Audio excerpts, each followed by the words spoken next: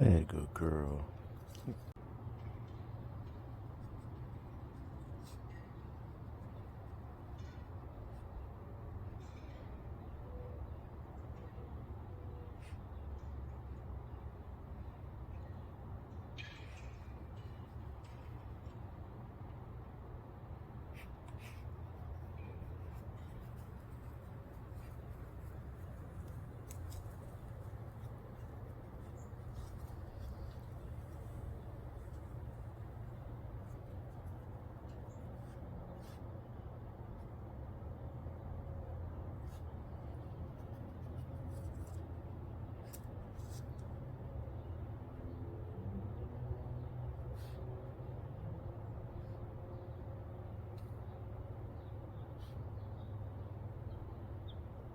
Hey, good girl.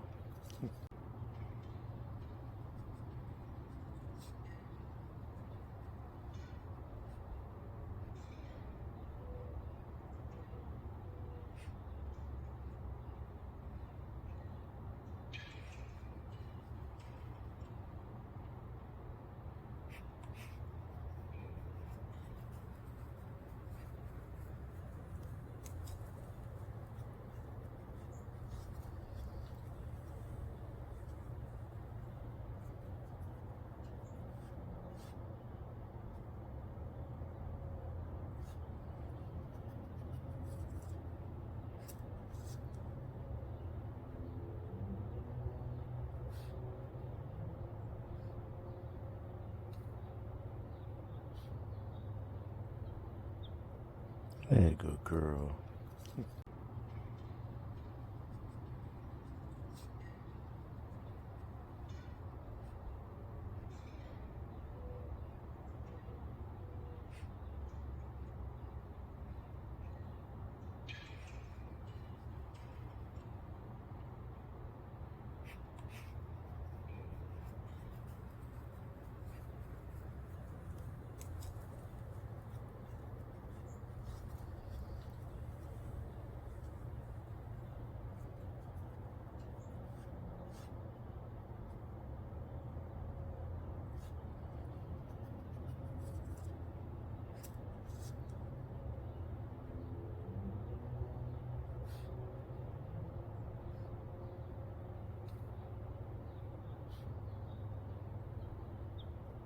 Hey, good girl.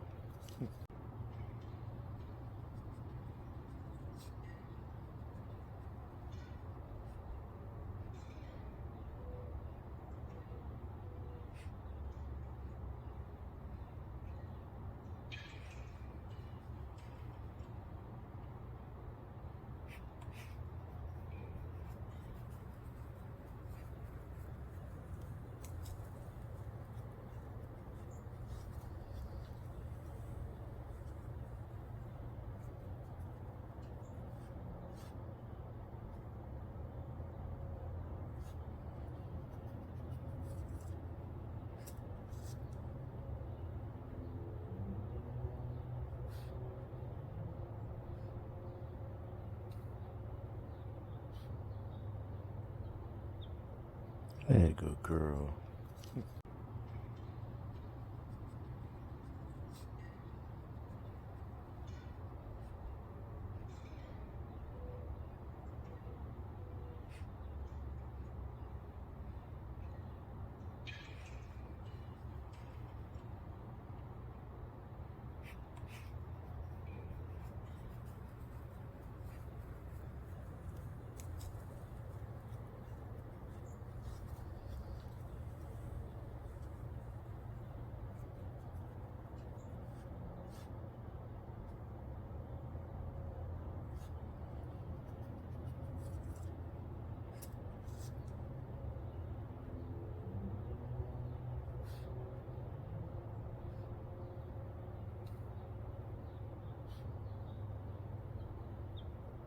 Hey, good girl.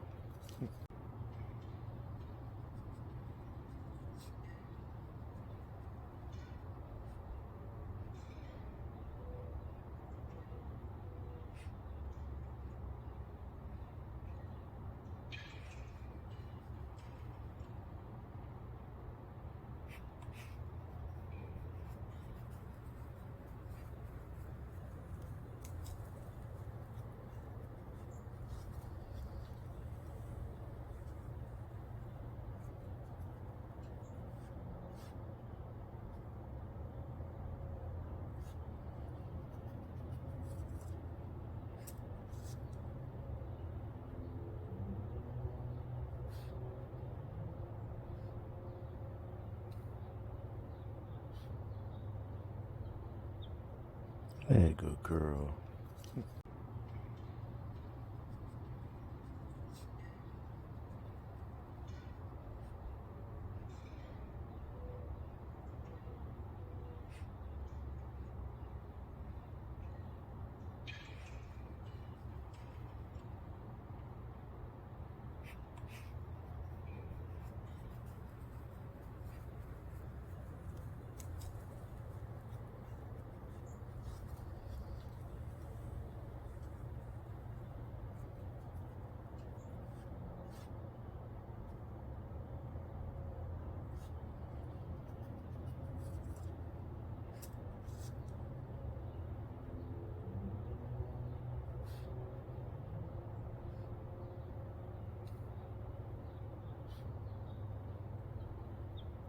Oh, you didn't know?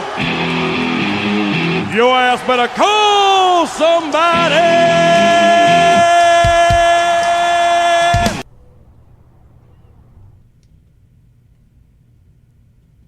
Yo. Yo. Yo. Yo, I'm not ready. I am not ready. Give me a sec here. Yo! Yo, yo, yo. What's up, Kurt? What's up, Shadow? I don't have the book fully loaded yet. I don't have the puzzle room yet. Alright, let me get the puzzle code. Just running a little behind today. Just construction on the way home. Just a few minutes behind, so I'm having trouble being ready right on time here. All right, there are the puzzles up. Let's get the race up. We're going to do a 25 lap of the MSLA Raceway. All right, let's hold on.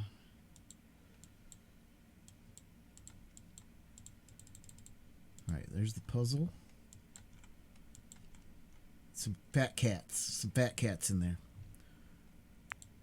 Play to play.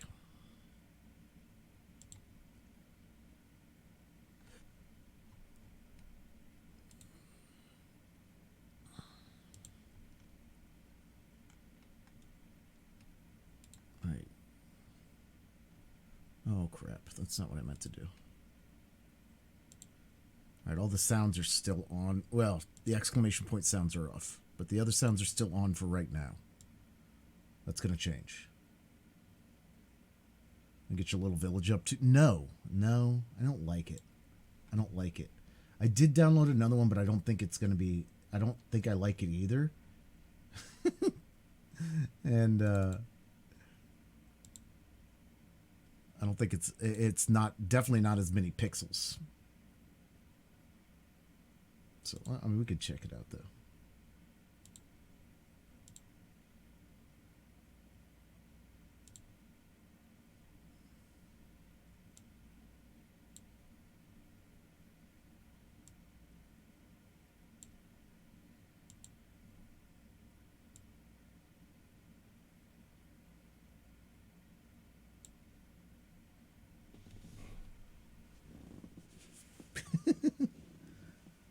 It really is, Kurt. like every time I look at a backdrop, I'm like, no, it just doesn't capture it. This one kind of does, except now that the priest's head is cut off. That's kind of, well, there we go. The repent, O ye sinners.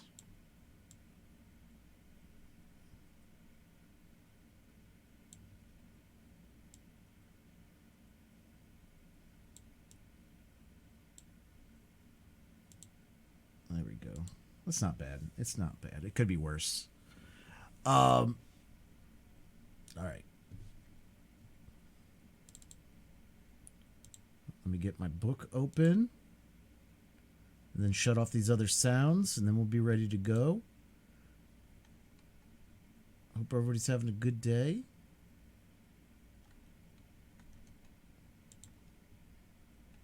Is this Thanksgiving? Satan, I'm having a hard time. I'm having a hard time. Certainly looks like. See, now you're going to make me turn this one off, too.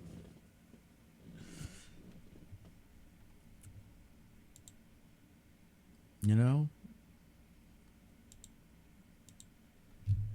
I'm why we can't have nice things, I guess. I can't figure it out. Like, I literally cannot figure it out. What would be the... It's perfect. You're perfect, Satan. Thank you.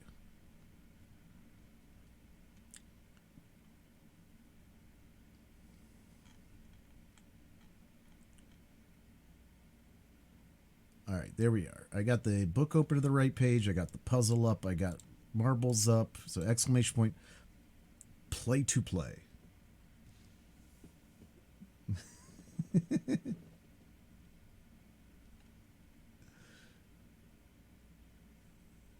Yeah, I can't find a good background. I literally just put this one up because Kerr was like, "You want to get your village up?" And I was like, "No, I don't like the village.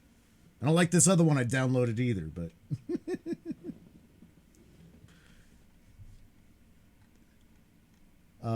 so yeah, I mean, like this is like it's like colonial. It's like on the. It's like in a port city. It's very puritanical. Um, religious overtones. So I mean, like I think this one like fits a lot of the billet, but doesn't really capture it. But whatever. All right, let me start this. I'm gonna do 2 minutes on the clock, and we're gonna run this battle.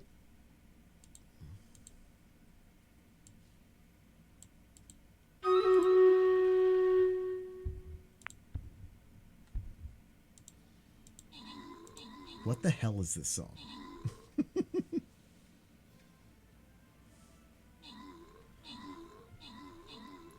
Just Emma Stone would be funny. Yeah, but if I put Emma Stone back up there, I'm not going to be reading. I'm just going to be staring. She cutie. All right, Just a Fan and Fuzzy Little Dictator. Bone. We have a loyalty gold chest now, guys. Then in 2 battles, a loyalty skin, 2 battles, a loyalty silver, and then a super boss. We will be on the super boss after the reading is over. So we will do a giveaway for that. For extra scrolls. Scrolls.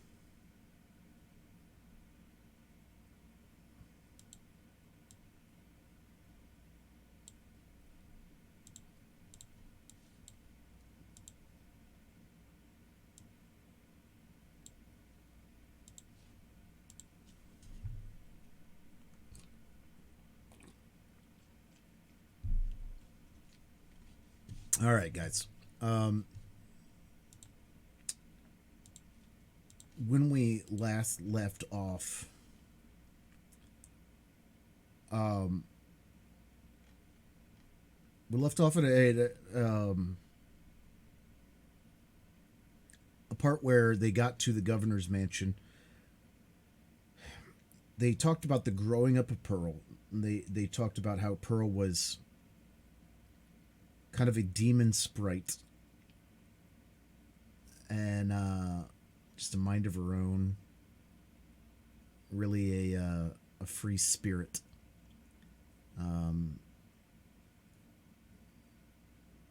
Combative against others, and I don't know, just a very impish character who leads to extra guilt for the mother. We're at a point, though, where the governor may be intervening to remove the child for the betterment of the state and for the child from the mother, who's Scarlet A, and de facto excommunication may be the reason this kid is not up to snuff, so to say. Why it's, a devil child. And so she is going to appeal to the governor, and she has Pearl with her, who Pearl has, been known to, like, just throw things at the Scarlet Letter and look at it lovingly, like, doesn't have the stigma that everybody else knows of it as. Though sometimes, Hester wonders if she does have that stigma. Yeah.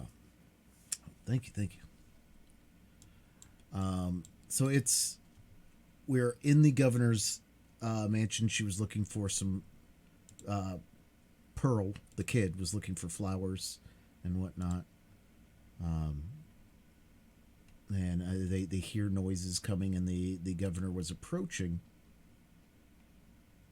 And that's kind of where we're at right now. So let me finish turning off these sounds. And then turn back on Shout Out and the Marbles Call.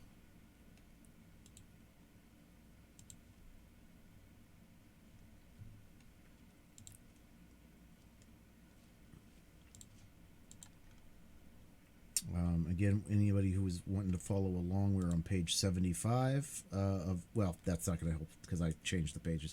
We're on chapter 8. Chapter 8 is where we're starting. Normally I put that in the title. I did not.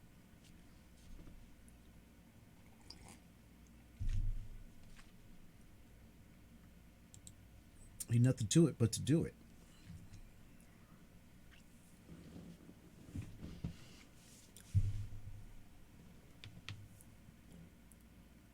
Chapter 8. Well, Nathaniel Hawthorne, The Scarlet Letter, our third reading stream. Chapter 8. The Elf Child and the Minister.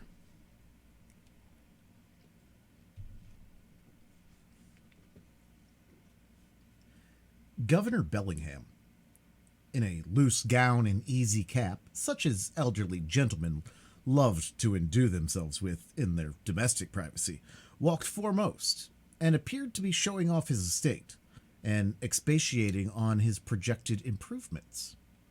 The wide circumference of an elaborate ruff beneath his gray beard, in the antiquated fashion of King James' reign, caused his head to look not a little like that of John the Baptist in a charger.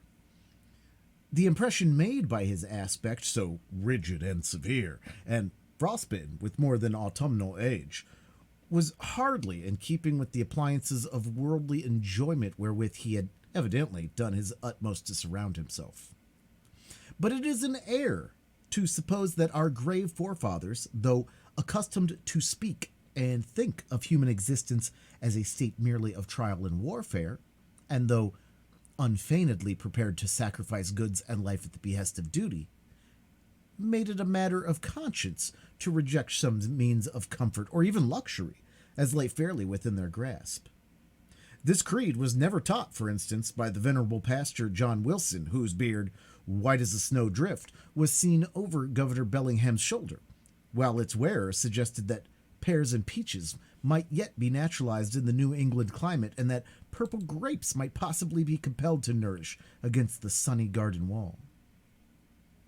The old clergyman, nurtured at the rich bosom of the English church, had a long established and legitimate taste for all good and comfortable things, and however stern he might show himself in the pulpit, or in his public reproof of such transgressions as that of Hester Prynne, still the genial benevolence of his private life had won him warmer affection than was accorded to any of his professional contemporaries. Behind the governor and Mr. Wilson came two other guests. One, the Reverend Arthur Dimmesdale, whom the reader may remember as having taken a brief and reluctant part in the scene of Hester Prynne's disgrace, and, in close companionship with him, old Roger Chillingworth, a person of great skill in physic who, for 2 or 3 years past, had been settled in the town. It was understood that this learned man was the physician as well as friend of the young minister, whose health had severely suffered of late by his too unreserved self-sacrifice to the labors and duties of his pastoral relation. The governor, in advance of his visitors, ascended 1 or 2 steps and, throwing open the leaves of the great hall window, found himself close to little Pearl. The shadow of the curtain fell on Hester Prynne and partially concealed her. "What have we here?" said Governor Bellingham, looking with surprise at the scarlet little figure before him.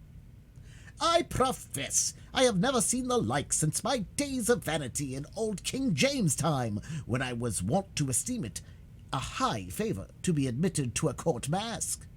There used to be a swarm of these small apparitions in holiday time, and we called them children of the Lord of Misrule. But how gat such a guest into my hall?"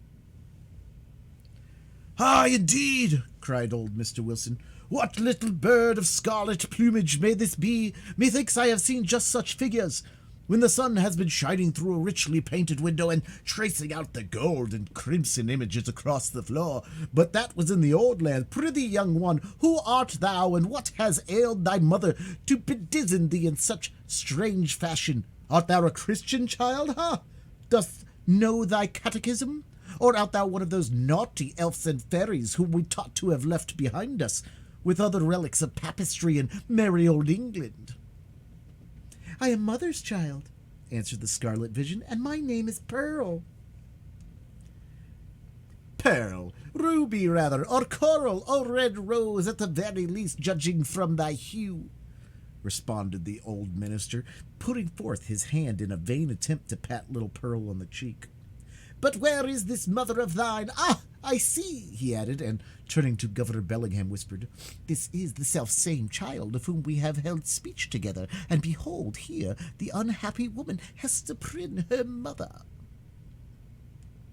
"Sayest thou so?" cried the governor.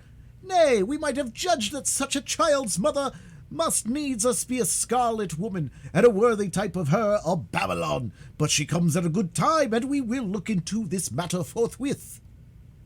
Governor Bellingham stepped through the window into the hall, followed by his 3 guests.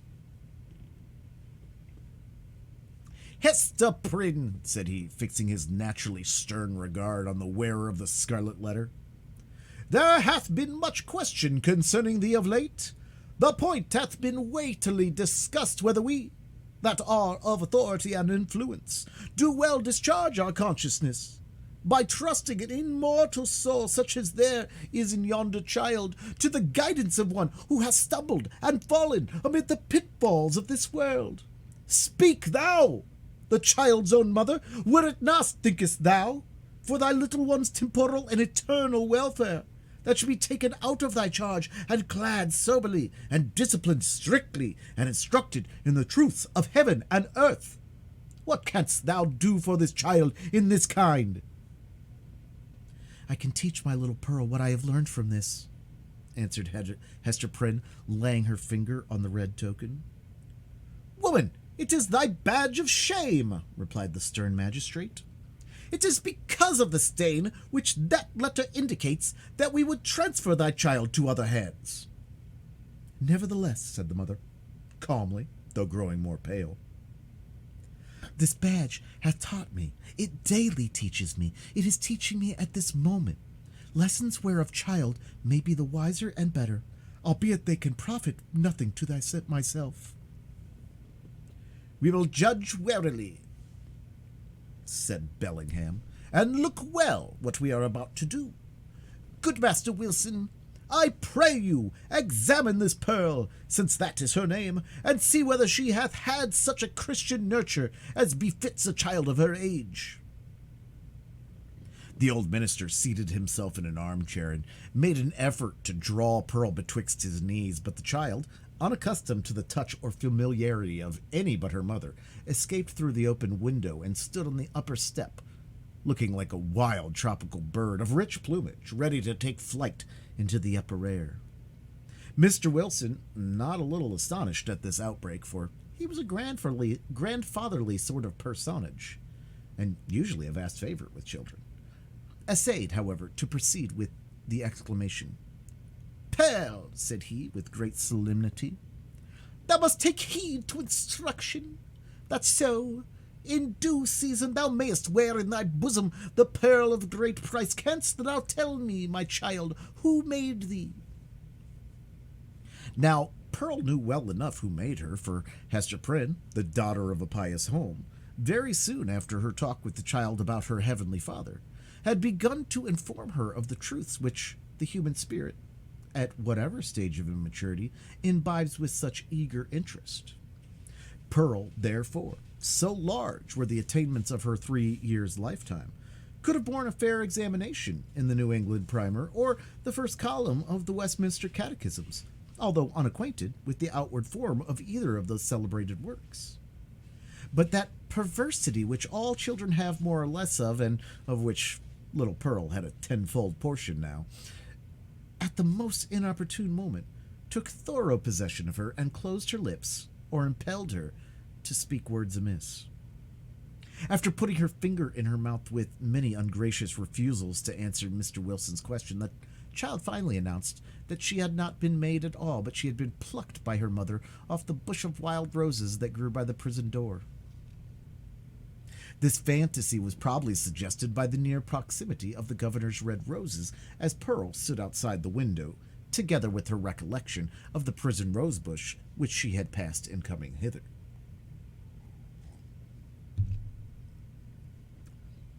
Old Roger Chillingworth, with a smile on his face, whispered something in the young clergyman's ear. Hester Prynne looked at the man of skill, and even then, with her fate hanging in the balance, was startled to perceive what a change had come over his features.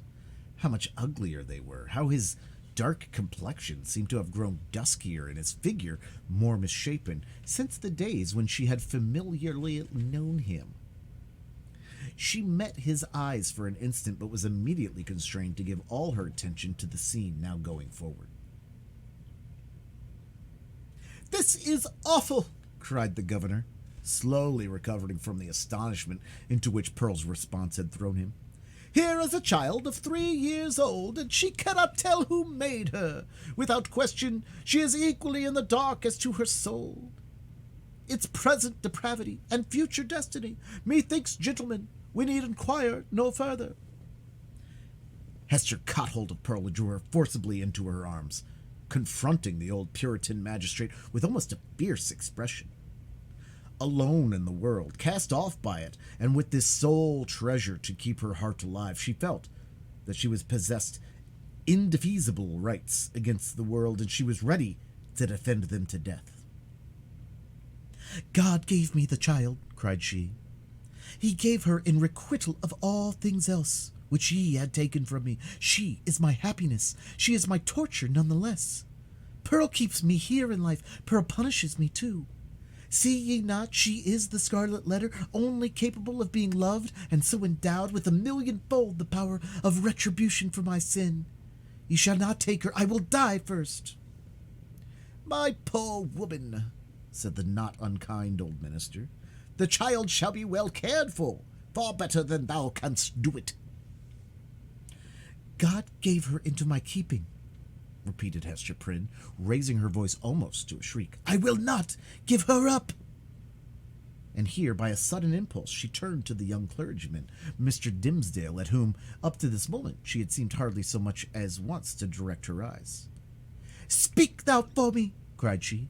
"Thou wast my pastor, and hadst charge of my soul, and knowest me better than these men can. I will not lose the child. Speak for me, thou knowest, for thou hast sympathies which these men lack.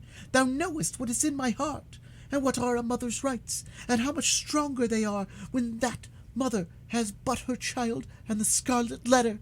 Look thou to it. I will not lose the child. Look to it." At this wild and singular appeal, which indicated that Hester Prynne's situation had provoked her to little less than madness, the young minister at once came forward, pale, and holding his hand over his heart, as was his custom whenever his peculiarly nervous temperament was thrown into agitation. He looked now more careworn and emaciated than as we described him at the scene of Hester's public ignominy. And whether it were his failing health, or whatever the cause might be, his large, dark eyes had a world of pain in their troubled and melancholy depth. There is truth in what she says, began the minister, with a voice sweet, tremulous, but powerful, insomuch that the hall re-echoed and the hollow armor rang with it. Truth in what Hester says, and in the feeling which inspires her. God gave her the child, and gave her, too, an instinctive knowledge of its nature and requirements, both seemingly so peculiar, which no other mortal being can possess, and moreover, is there not a quality of awful sacredness in the relation between this mother and this child? Ah! How is that, good Master Dimsdale? Interrupted the governor. Make that plain, I pray you.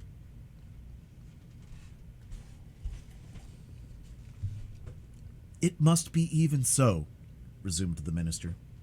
For if we deem it otherwise, do we not thereby say that the Heavenly Father, the Creator of all flesh, hath lightly recognized a deed of sin, and made of no account the distinction between unhallowed lust and holy love? This child of its father's guilt and its mother's shame hath come from the hand of God, to work in many ways upon her heart, who pleads so earnestly, and with such bitterness of spirit, the right to keep her. It was meant for a blessing, for the one blessing of her life. It was meant, doubtless, as the mother herself has told us, for retribution, too, a torture to be felt at many an unthought of moment, a pang, a sting, an ever-recurring agony in the midst of a troubled joy.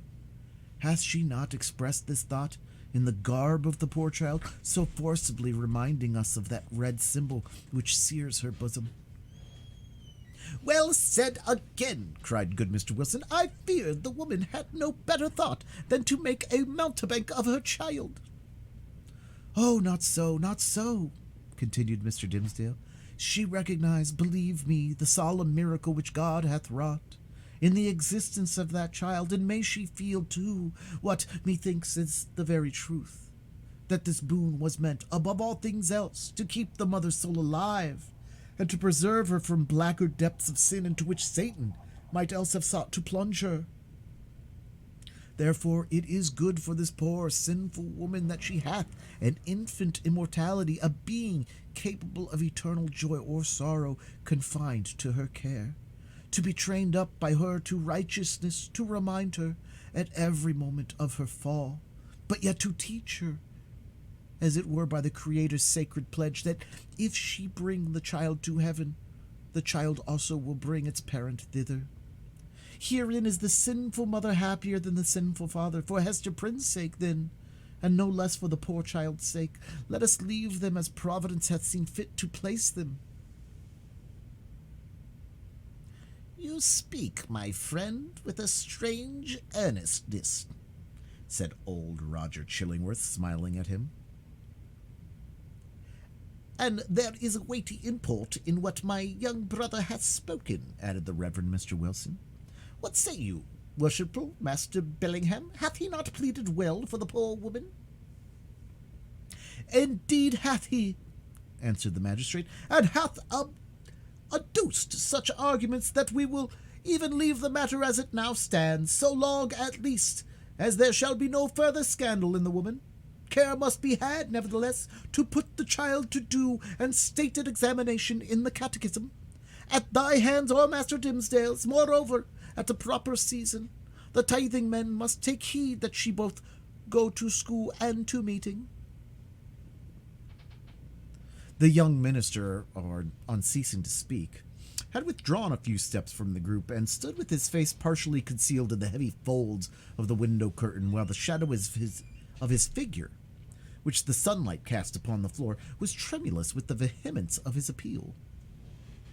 Pearl, that wild and flighty little elf, stole softly towards him, and, taking his hand in the grasp of both her own, laid her cheek against it. A caress so tender, and withal so unobtrusive, that her mother, who was looking on, asked herself, "Is that my Pearl?" Yet she knew that there was love in the child's heart, although it mostly revealed itself in passion, and hardly twice in her lifetime had been softened by such gentleness as now.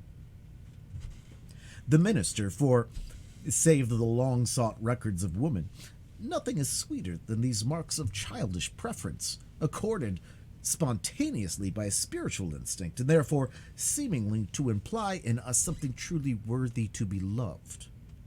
The minister looked round, laid his hand on the child's head, hesitated an instant, and then kissed her brow.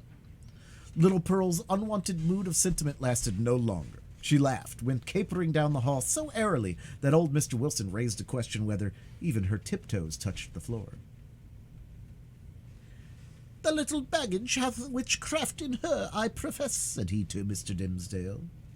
"She needs no old woman's broomstick to fly withal." "A strange child," remarked old Roger Chillingsworth. "It is easy to see the mother's part in her. Would it be beyond a philosopher's research, think ye, gentlemen, to analyze that child's nature, and from its make and mold, to give a shrewd guess at the father? Nay, it would be sinful in such a question to follow the clue of profane philosophy," said Mr. Wilson. "Better to fast and pray upon it, and still better, it may be, to leave the mystery as we find it, unless Providence reveal of its own accord. Thereby every good Christian man hath a title to show a father's kindness toward the poor deserted babe."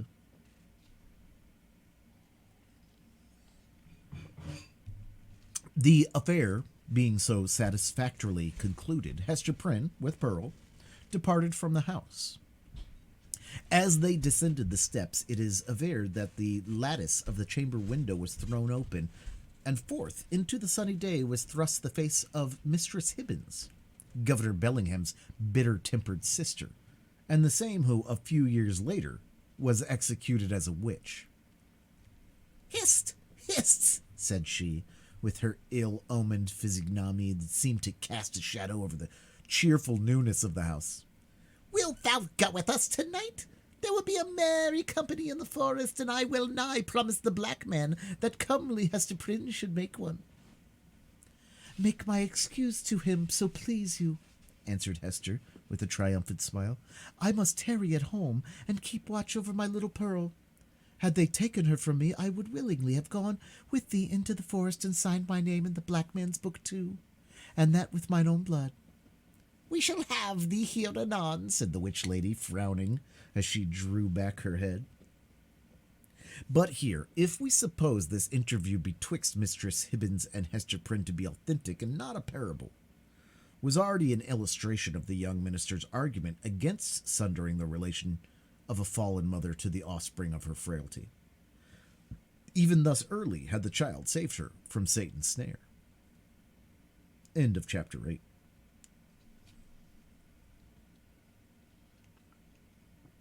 Chapter 9.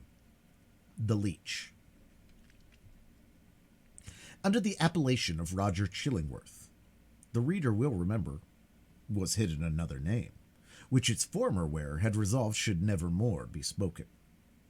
It has been related how, in the crowd that witnessed Hester Prynne's ignominious exposure, stood a man elderly, travel-worn, who, just emerging from the perilous wilderness, beheld the woman, in whom he hoped to find embodied the warmth and cheerfulness of home, set up as a type of sin before the people. Her matronly frame was trodden under all men's feet. Infamy was babbling around her in the public marketplace for her kindred, should the tidings ever reach them, and for the companions of her unspotted life there remained nothing but the contagion of her dishonor, which would not fail to be distributed in strict accordance and proportion with the intimacy and sacredness of their previous relationship. Then why, since the choice was with himself, should the individual, whose connection with the fallen woman had been the most intimate and sacred of them all, come forward to vindicate his claim to an inheritance so little desirable? He resolved not to be pilloried beside her on her pedestal of shame.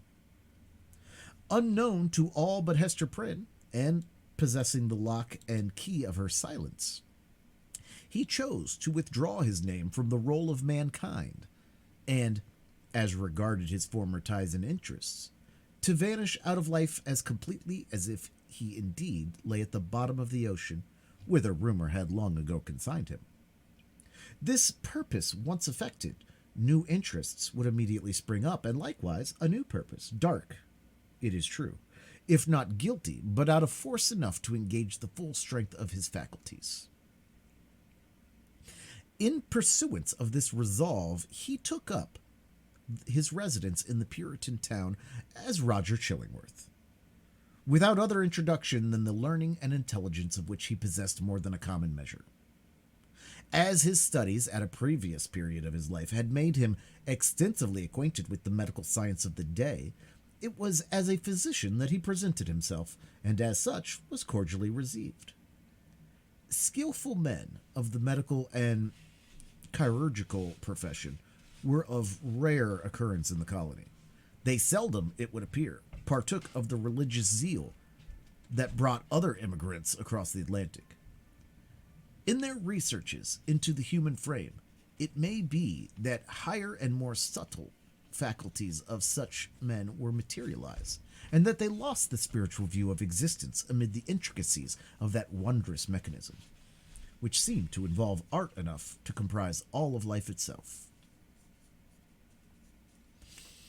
At all events, the health of the good town of Boston, so far as medicine had aught to do with it, had hitherto lain in the guardianship of an aged deacon and apothecary, whose piety and godly deportment were stronger testimonials in his favor than any that he could have produced in the shape of a diploma. The only surgeon was one who combined the occasional exercise of a noble art with the daily and habitual flourish of a razor. To such a professional body, Roger Chillingworth was a brilliant acquisition. He soon manifested his familiarity with the ponderous and imposing machinery of antique physique, in which every remedy contained a multitude of far-fetched and heterogeneous ingredients, as elaborately compounded as if the proposed result had been the elixir of life.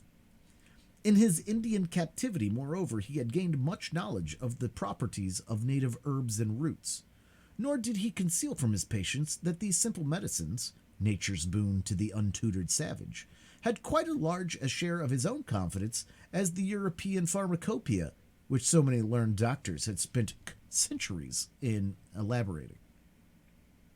This learned stranger was exemplary, as regarded, at least, the outward forms of a religious life, and early after his arrival had chosen for his spiritual guide the Reverend Mr. Dimmesdale.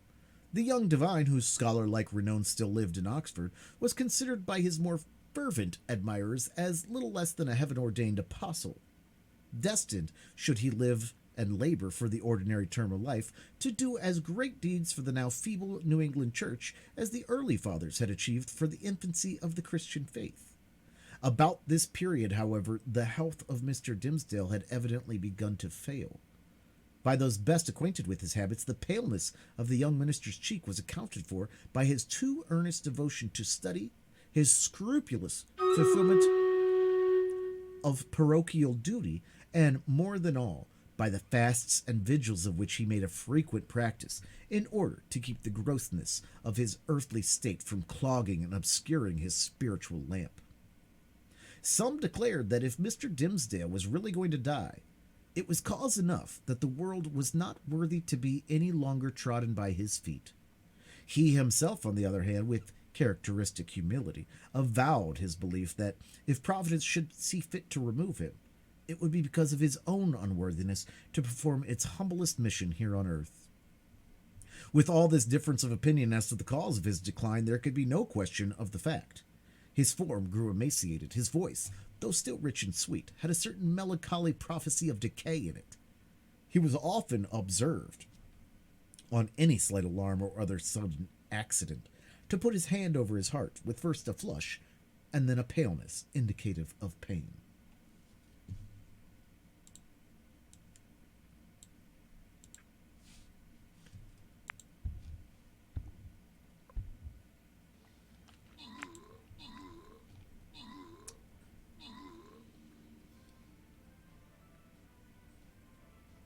All right, running the battle. Got a new race going up.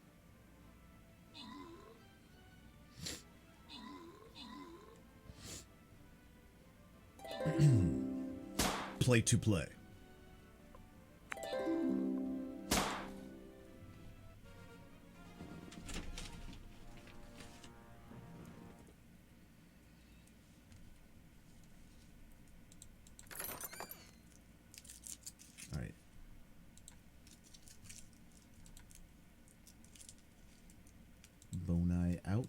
We're on a silver chest, then a loyalty skin.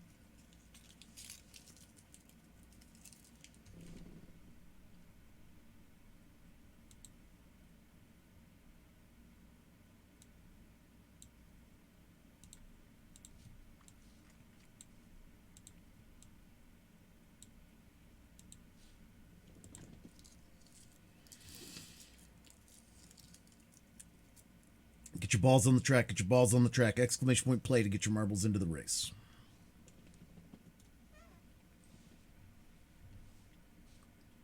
Get them in, get them on, get them on, get them in.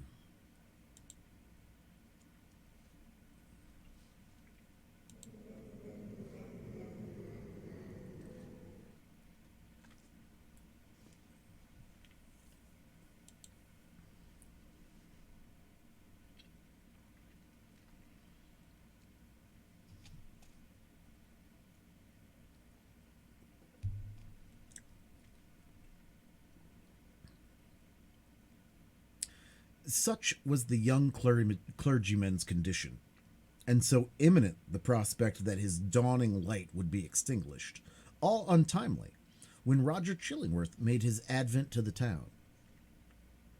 His first entry on the scene, few people could tell whence, dropping down as it were out of the sky, or starting from the nether earth, had an aspect of mystery, which was easily heightened to the miraculous. He was now known to be a man of skill. It would observe that he gathered herbs and the blossoms of wildflowers and dug up roots and plugged off twigs from the forest trees, like one acquainted with hidden virtues in which what was valueless to common eyes. He was heard to speak of Sir Kenelm Digby and other famous men whose scientific attainments were esteemed hardly less than supernatural, as having been his correspondents or associates. Why, with such rank in the learned world, had he come hither? What could he, whose sphere was in great cities, be seeking in the wilderness? In answer to this query, a rumor gained ground, and, however absurd, was entertained by some very sensible people, that heaven had wrought an absolute miracle by transporting an eminent doctor of physic from a German university bodily through the air and setting him down at the door of Mr. Dimmesdale's study. Individuals of wiser faith indeed, who knew that heaven promotes its purposes without aiming at the stage effect of what is called miraculous interposition, were inclined to see a providential hand in Roger Chillingworth's so opportune arrival. This idea was countenanced by the strong interest which the physician ever manifested in the young clergyman. He attached himself to him as a parishioner, and sought to win a friendly regard and confidence from his naturally reserved sensibility.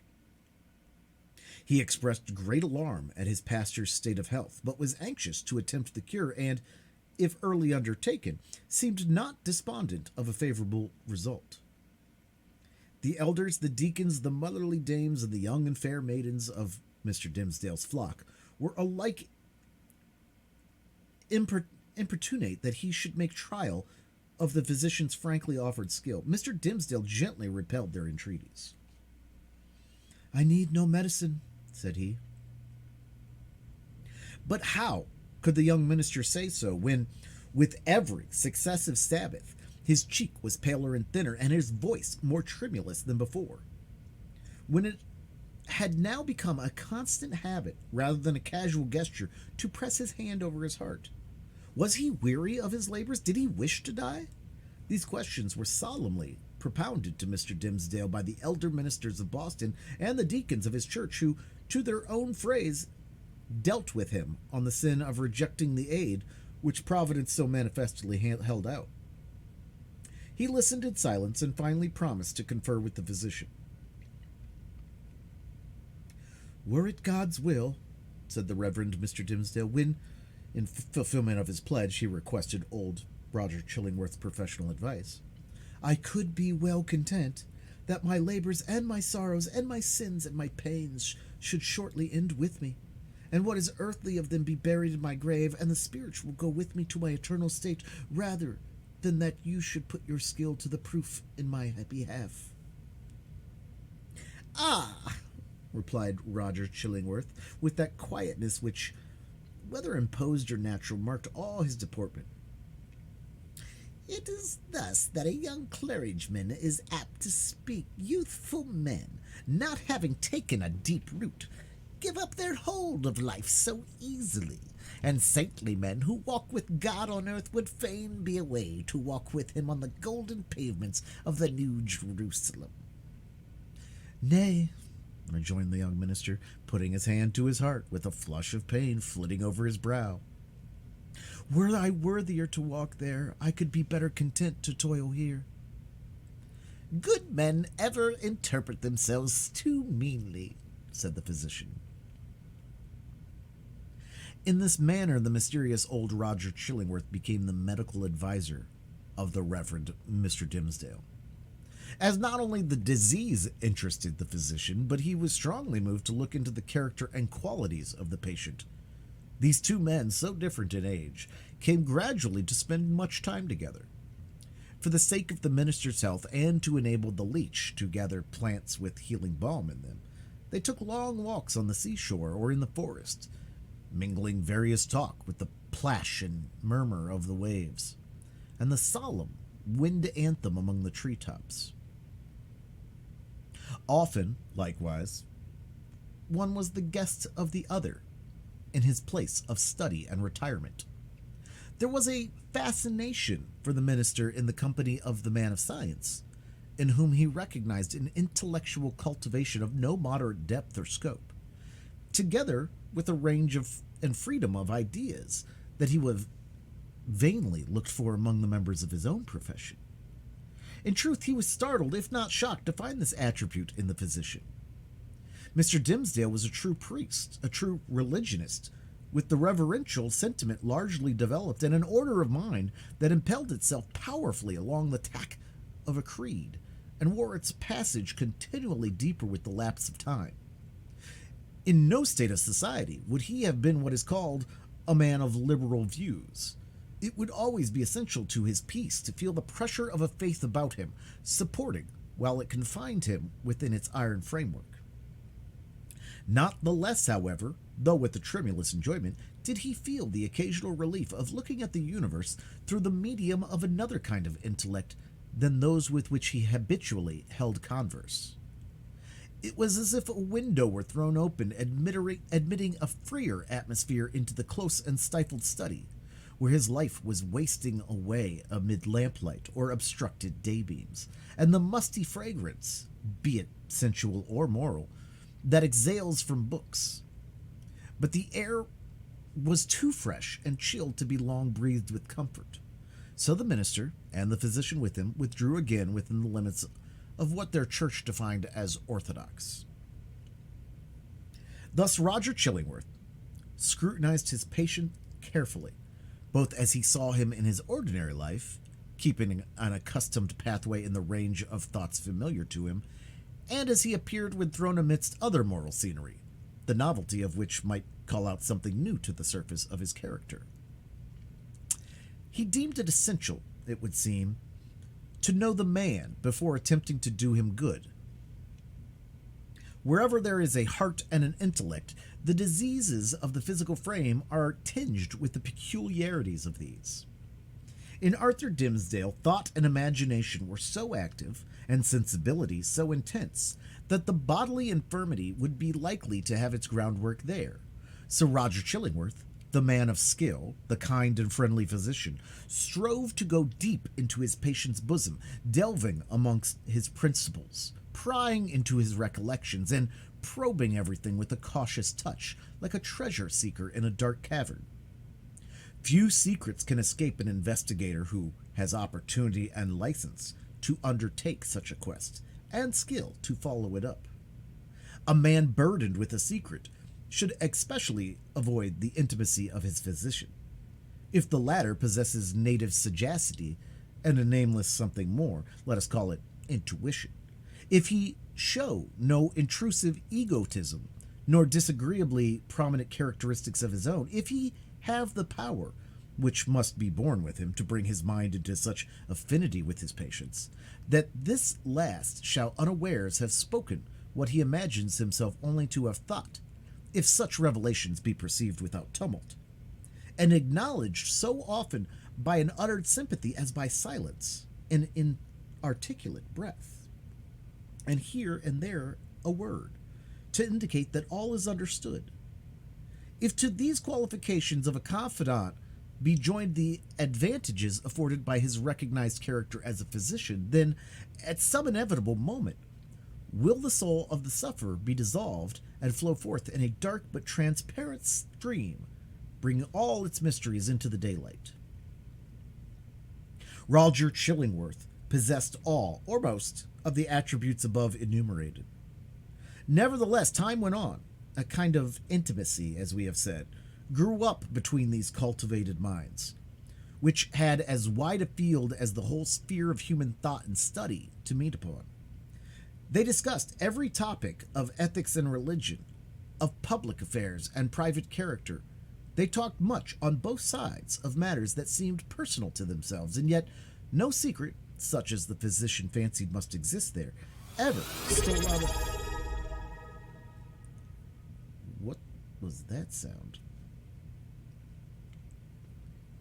And yet no secret, such as the physician fancied must exist there, ever stole out of the minister's consciousness into his companion's ear. The latter had his suspicions, indeed, that even the nature of Mr. Dimmesdale's bodily disease had never fairly been revealed to him. It was a strange reserve. After a time, at a hint from Roger Chillingworth, the friends of Mr. Dimmesdale's effected an arrangement by which the two were lodged in the same house, so that every ebb and flow of the minister's life tide might pass under the eye of his anxious and attached physician. There was much joy throughout the town when this greatly desirable object was attained. It was held to be the best possible measure for the young clergyman's welfare, unless, indeed, as often urged by such as felt authorized to do so, he had selected one of his many blooming damsels spiritually devoted to him to become his devoted wife. This latter step, however, there was no present prospect that Arthur Dimmesdale would be prevailed upon to take. He rejected all suggestions of the kind, as if priestly celibacy were one of the articles of church discipline. Doomed by his own choice, therefore, as Mr. Dimmesdale so evidently was,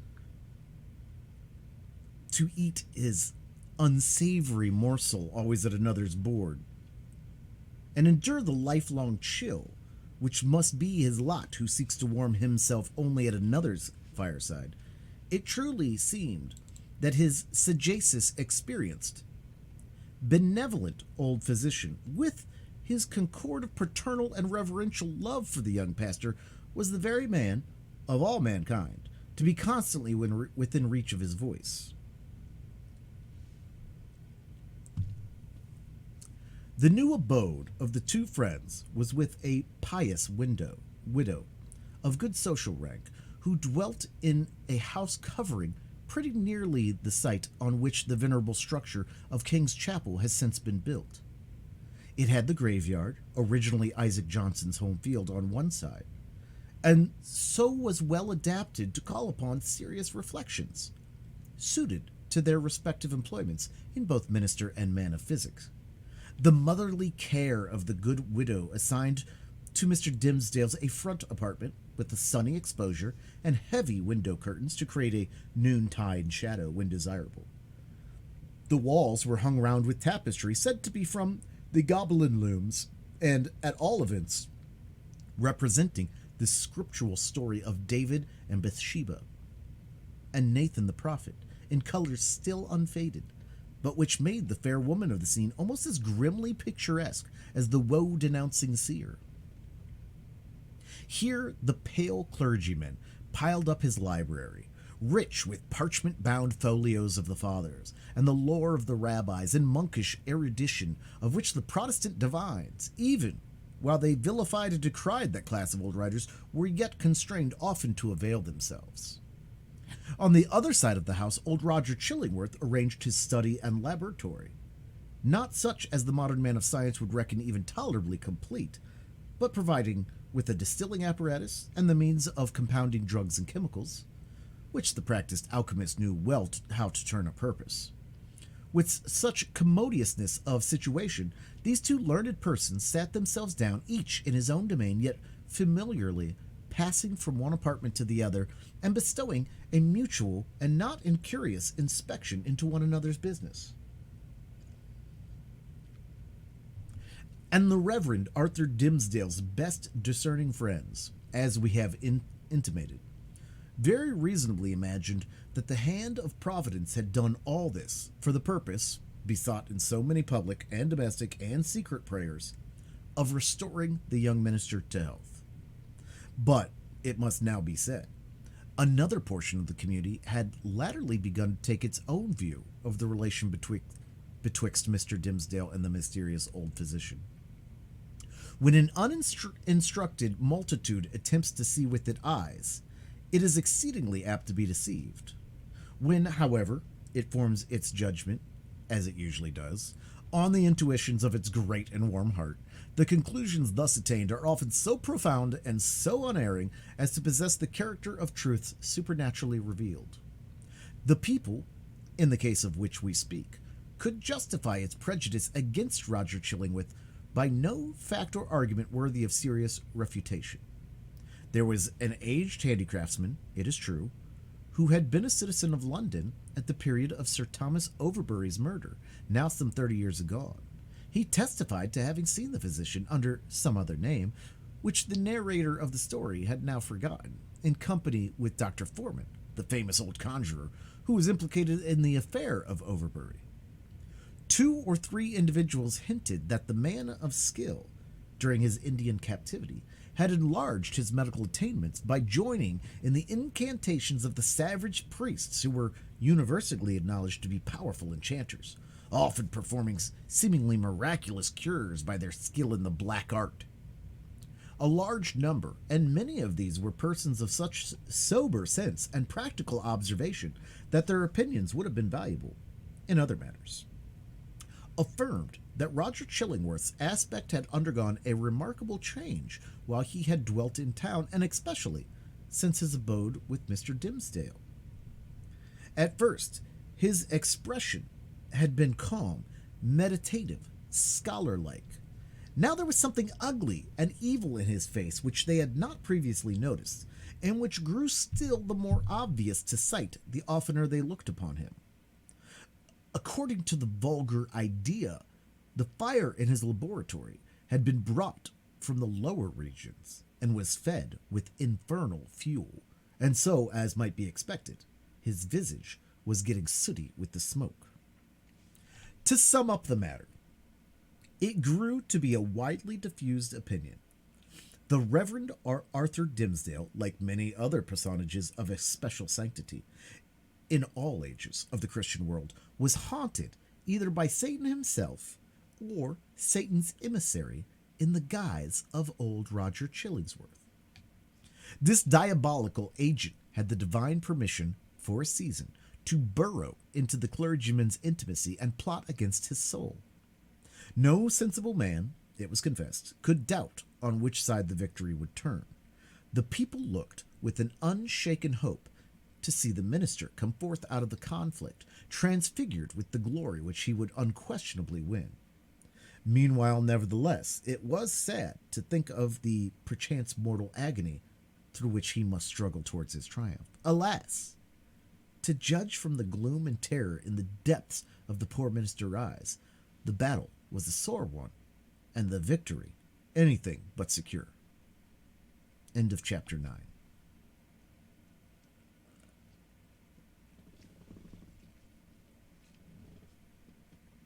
Zenith, thank you so much.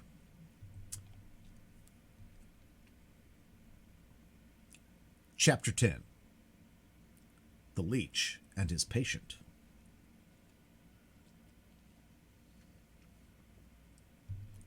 Old Roger Chillingworth, throughout life, had been calm in temperament, kindly, though not of warm affections, but ever, and in all his relations within the world, a pure and upright man. He had begun an investigation, as he imagined, with the severe and equal integrity of a judge desirous only of truth, even as if the question involved no more than the air-drawn lines and figures of geometrical problem, instead of human passions and wrongs inflicted on himself. But, as he proceeded, a terrible fascination, a kind of fierce, though still calm, necessity, seized the old man within its grip, and never set him free again until he had done all its bidding. He now dug into the poor clergyman's heart like a miner searching for gold, or rather, like a sexton delving into a grave, possibly in quest of a jewel that had been buried on the dead man's bosom, but likely to find nothing save mortality and corruption. Alas for his own soul, if these were what he sought. Sometimes a light glimmered out of the physician's eyes, burning blue and ominous, like the reflection of a furnace, or, let us say, like one of those gleams of ghastly fire that darted from Bunyan's awful doorway in the hillside and quivered on the pilgrim's face. The soil where this dark miner was working had perchance shown indications that encouraged him.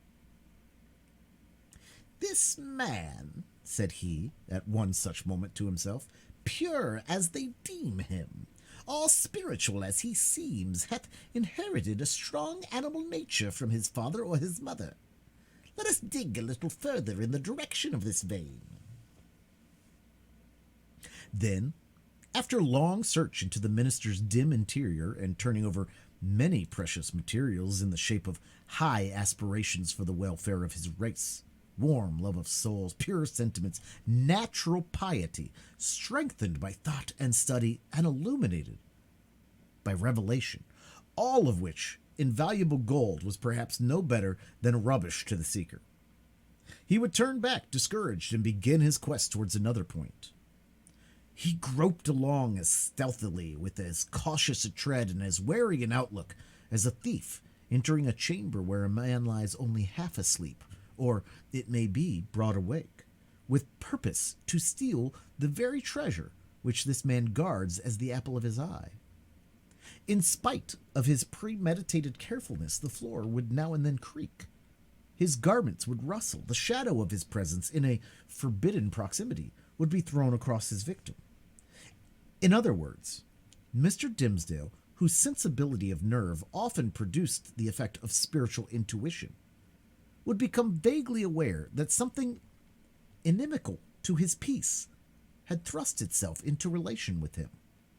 But old Roger Chillingworth, too, had perceptions that were almost intuitive, and when the minister threw his startled eyes towards him, there the physician sat, his kind, watchful, sympathizing, but never intrusive friend. Yet Mr. Dimmesdale would perhaps have seen this individual's character more perfectly if a certain morbidness to which sick hearts are liable had not rendered him suspicious of all mankind. Trusting no man as his friend, he could not recognize his enemy when the latter actually appeared.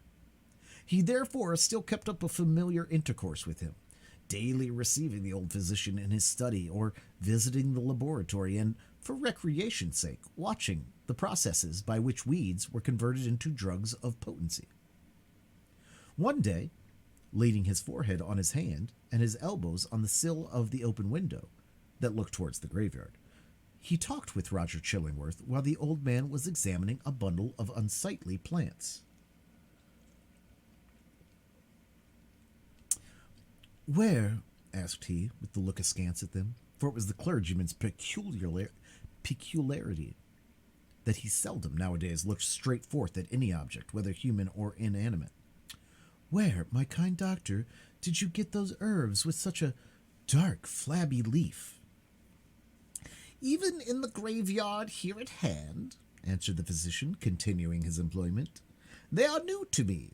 I found them growing on a grave which bore no tombstone, nor other memorial of the dead man, save these ugly weeds that have taken upon themselves to keep him in remembrance. They grew out of his heart, and to typify, it may be, some hideous secret that was buried with him, and which he had done better to confess during his lifetime."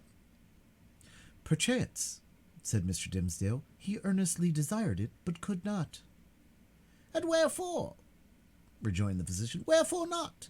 Since all the powers of nature call so earnestly for the confession of sin, that these black weeds have sprung up out of a buried heart to make manifest an unspoken crime. That, good sir, is but a fantasy of yours, replied the minister. There can be, if I forebode aright, no power short of divine mercy to disclose, whether by uttered words or by type or emblem, the secrets that may be buried within a human heart. The heart, making itself guilty of such secrets, must perforce hold them, until the day when all things hidden shall be revealed. Nor have I so read or interpreted Holy Writ, as to understand that the disclosure of human thoughts and deeds then to be made is intended as part of the retribution. That surely were a shallow view of it. No, these revelations, unless I greatly err, are meant merely to promote the intellectual satisfaction of all intelligent beings, who will stand waiting on that day to see the dark problem of this life made plain. A knowledge of men's hearts will be needful to the completest solution of that problem. And I conceive, moreover, that the hearts holding such miserable secrets as you speak of will yield them up at that last day, not with reluctance, but with a joy unutterable. Then why not reveal them here? Asked Roger Chillingworth, glancing quietly aside at the minister. Why should the guilty ones suffer? Why should not the guilty ones sooner avail themselves of this unutterable solace? They mostly do, said the clergyman, gripping hard at his breast as if it afflicted with an importunate throb of pain. Many a poor soul hath given its confidence to me, not only on the deathbed, but while strong in life and fair in reputation, and ever after such an outpouring, oh, what a relief I have had witnessed in those sinful brethren, even as in one who at last draws free air, after long stifling with his own polluted breath. How can it be otherwise? Why should a wretched man, guilty, will we say, of murder, prefer to keep the dead corpse buried in his own heart, rather than fling it forth at once, and let the universe take care of it? Yet some men bury their secrets thus, observed the calm physician. True, there are such men, answered Mr. Dimmesdale. But, not to suggest more obvious reasons, it may be that they are kept silent by the very constitution of their nature, or can we not suppose it? Guilty as they may be, retaining, nevertheless, a zeal for God's glory and man's welfare, they shrink from displaying themselves black and filthy in the view of men, because thenceforward no good can be achieved by them, no evil of the past be redeemed by better service. So, to their own unutterable torment, they go about among their fellow creatures, looking pure as new-fallen snow, while their hearts are all speckled and spotted with iniquity, of which they cannot rid themselves. These men deceive themselves, said Roger Chillingworth, with somewhat more emphasis than usual, and making a slight gesture with his forefinger. They fear to take up the shame that rightfully belongs to them. Their love for man, their zeal for God's service, these holy impulses may or may not coexist in their hearts with the evil inmates to which their guilt has unbarred the door, and which must needs propagate a hellish breed within them. But if they seek to glorify God, let them not lift heavenward their unclean hands. If they would serve their fellow man, let them do it by making manifest the power and reality of conscience, in constraining them to perennial self-abatement. Wouldst thou have me believe, O wise and pious friend, that a false show can be better, can be more for God's glory or man's welfare than God's own truth? Trust me, such men deceive themselves. It may be so, said the young clergyman indifferently, as waiving a discussion that he considered irrelevant or unseasonable. He had a ready faculty, indeed, of escaping from any topic that agitated his too sensitive and nervous temperament. But now I would ask of my well-skilled physician whether, in good sooth, he deems me to have profited by this kindly care of the weak frame of mine.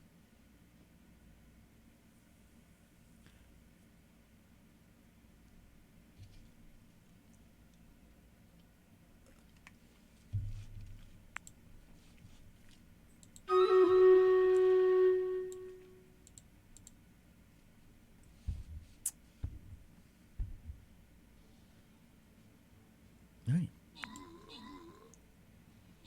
Points went out. Battle going. Oh, gotta hold 1 second here. I don't know if that'll get...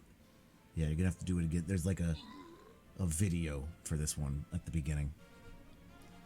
Play to play.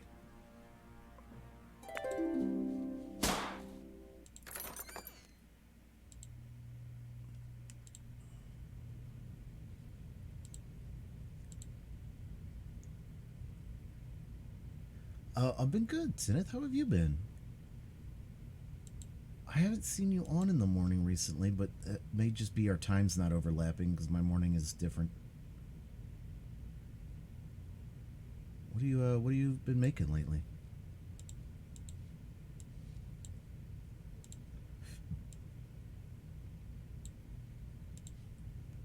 Thank you for your units, guys. This is a loyalty skin chest. Then we have 2 chests later, we have a loyalty silver. 1 chest later, we have a super boss.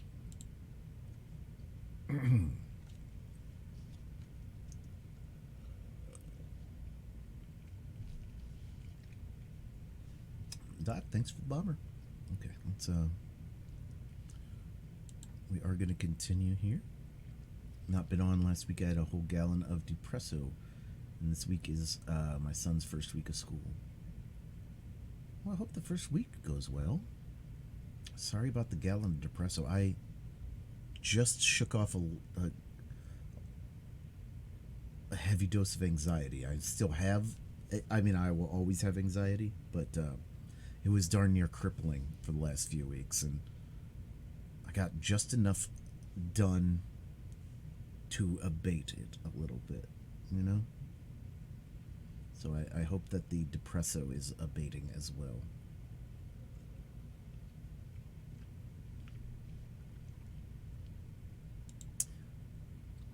All right, let's continue for a little bit here.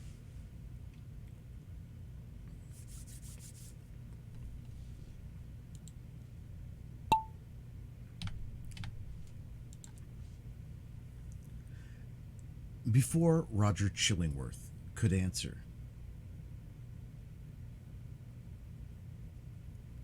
they heard the clear, wild laughter of a young child's voice, proceeding from the adjacent burial ground. Looking instinctively from the open window, for it was summertime, the minister beheld Hester Prynne and little Pearl passing along the footpath that traversed the enclosure. Pearl looked as beautiful as the day, but was in one of those moods of perverse merriment which, whenever they occurred, seemed to remove her entirely out of the sphere of sympathy or human contact. She now skipped irreverently from one grave to another until, coming to the broad, flat, armorial tombstone of a departed worthy, perhaps of Isaac Johnson himself, she began to dance upon it. In reply to her mother's command and entreaty that she would behave more decorously, little Pearl paused to gather the prickly burrs from a tall burdock which grew inside the tomb. Taking a handful of these, she arranged them along the lines of the scarlet letter that decorated the maternal bosom, to which the burrs, as their nature was, tenaciously adhered. Hester did not pluck them off. Roger Chillingworth had by this time approached the window and smiled grimly down. There is no law, no reverence for authority, no regard for human ordinance or opinions, right or wrong, mixed up with that child's composition, remarked he, as much to himself as his companion. I saw her the other day bespatter the governor himself with water at the cattle trough in Spring Lane. What, in heaven's name, is she? Is the imp altogether evil? Hath she affections? Hath she any discoverable principle of being? None, save the freedom of a broken law, answered Mr. Dimsdale in a quiet way, as if he had been discussing the point within himself. Whether capable of good, I know not. The child probably overheard their voices, for, looking up to the window with a bright but naughty smile of mirth and intelligence, she threw one of the prickly burrs at the Reverend Mr. Dimsdale. The sensitive clergyman shrunk with nervous dread from the light missile. Detecting his emotion, Pearl clapped her little hands in the most extravagant ecstasy.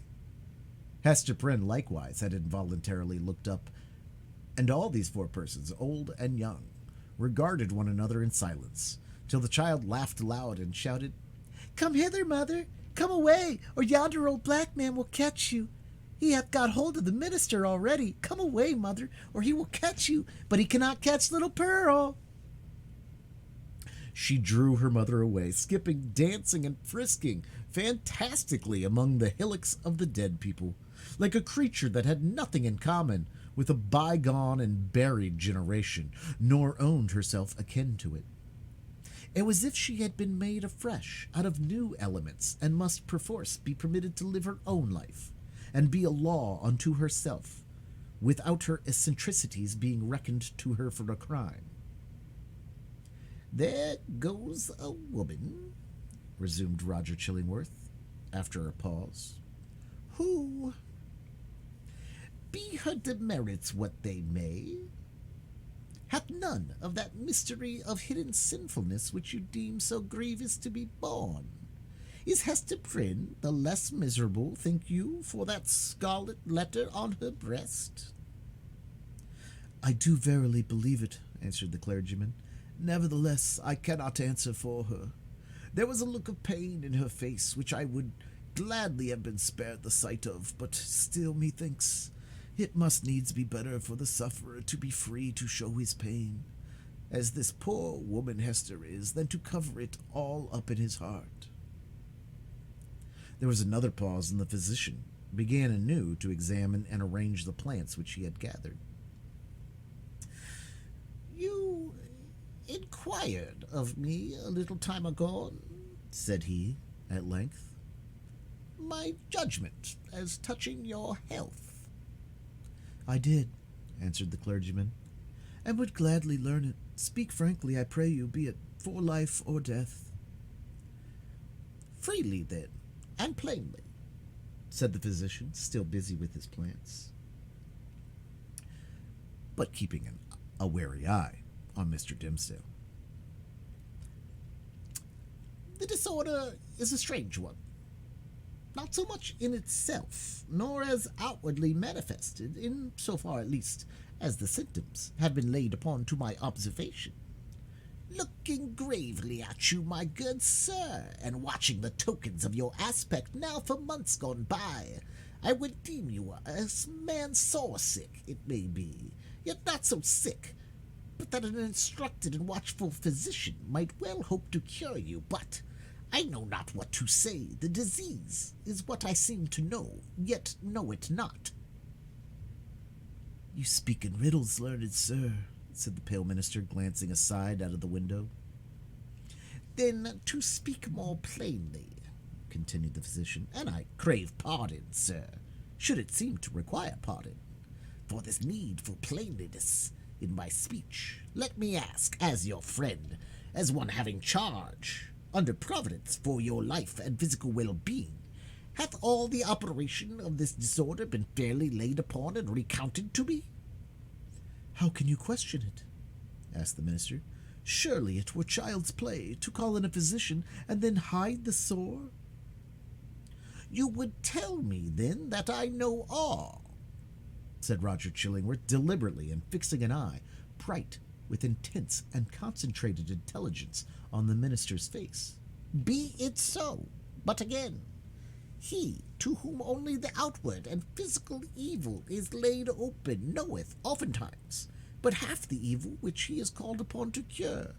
A bodily disease which we look upon as a whole and entire within itself may, after all, be but a symptom of some ailment in the spiritual part. Your pardon once again, good sir, if my speech give the shadow of offence. You, sir, of all men whom I have spoke, are he whose body is the closest conjoined and imbued and identified, so to speak, with the spirit whereof it is the instrument.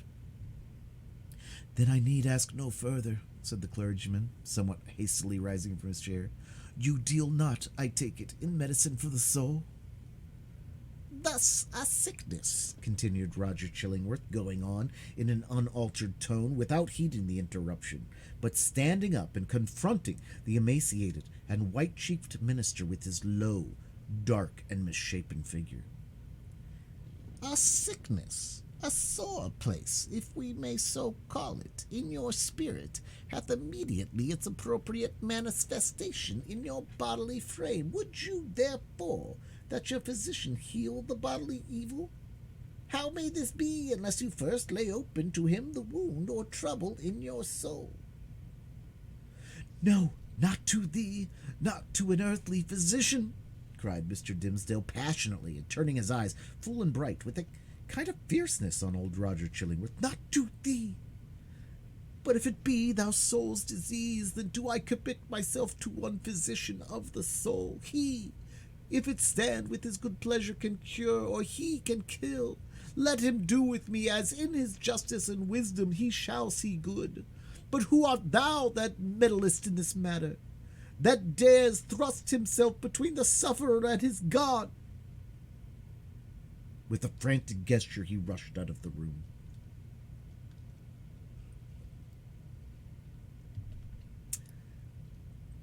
It is as well to have made this step, said Roger Chillingworth to himself, looking after the minister with a grave smile. There is nothing lost.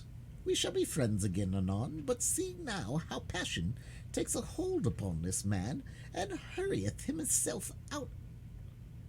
As with one passion, so with another. He hath done a wild thing ere now, this pious Master Dimsdale, in the hot passion of his heart.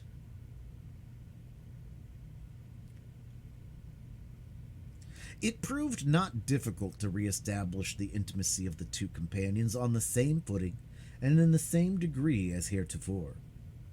The young clergyman, after a few hours of privacy, was sensible that the disorder of his nerves had hurried him into an unseemly outbreak of temper, which there had been nothing in the physician's words to excuse or palliate.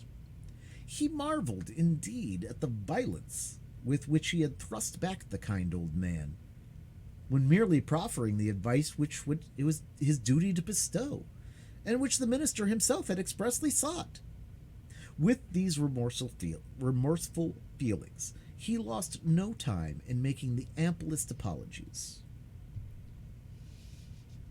and besought his friend still to continue the care which, if not successful in restoring him to health, had, in all probability, been the means of prolonging his feeble existence to that hour.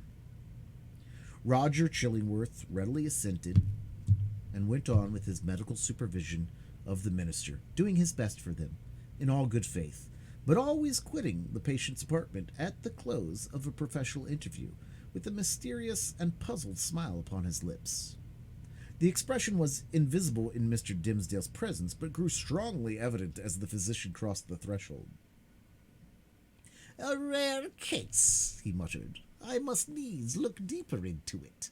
A strange sympathy betwixt soul and body. Were it only for the art's sake, I must search this matter to the bottom. It came to pass, not long after the scene above recorded, that the Reverend Mr. Dimsdale, at noonday and entirely unawares, fell into a deep, deep slumber, sitting in his chair, with the large black-letter volume open before him on the table. It must have been a work of vast ability in the somniferous school of literature. The profound depth of the minister's repose was the more remarkable, inasmuch as he was one of those persons whose sleep, ordinarily, is as light, as fitful, and as easily scared away as a small bird hopping on a twig. To such an unwonted remoteness, however, had his spirit now withdrawn into itself, that he stirred not in his chair when old Roger Chillingworth, without any extraordinary precaution, came into the room. The physician advanced directly in front of his patient, laid his hand upon his bosom, and thrust aside the vestment that hitherto had always covered it, even from the professional eye. Then, indeed, Mr. Dimmesdale shuddered and slightly stirred. After a brief pause, the physician turned away, but with what a wild look of wonder, joy, and horror! With what a ghastly rapture, as it were, too mighty to be expressed only by the eye and features, and therefore bursting forth from the whole ugliness of his figure, and making itself even riotously manifest by the extravagant gestures with which he threw up his arms towards the ceiling and stamped his foot on the floor. Had a man seen old Roger Chillingworth at that moment of his ecstasy, he would have had no need to ask how Satan comports himself when a precious human lost soul is lost to heaven and won into his kingdom. But what distinguished the physician's ecstasy from Satan was the trait of wonder in it. End of chapter 10.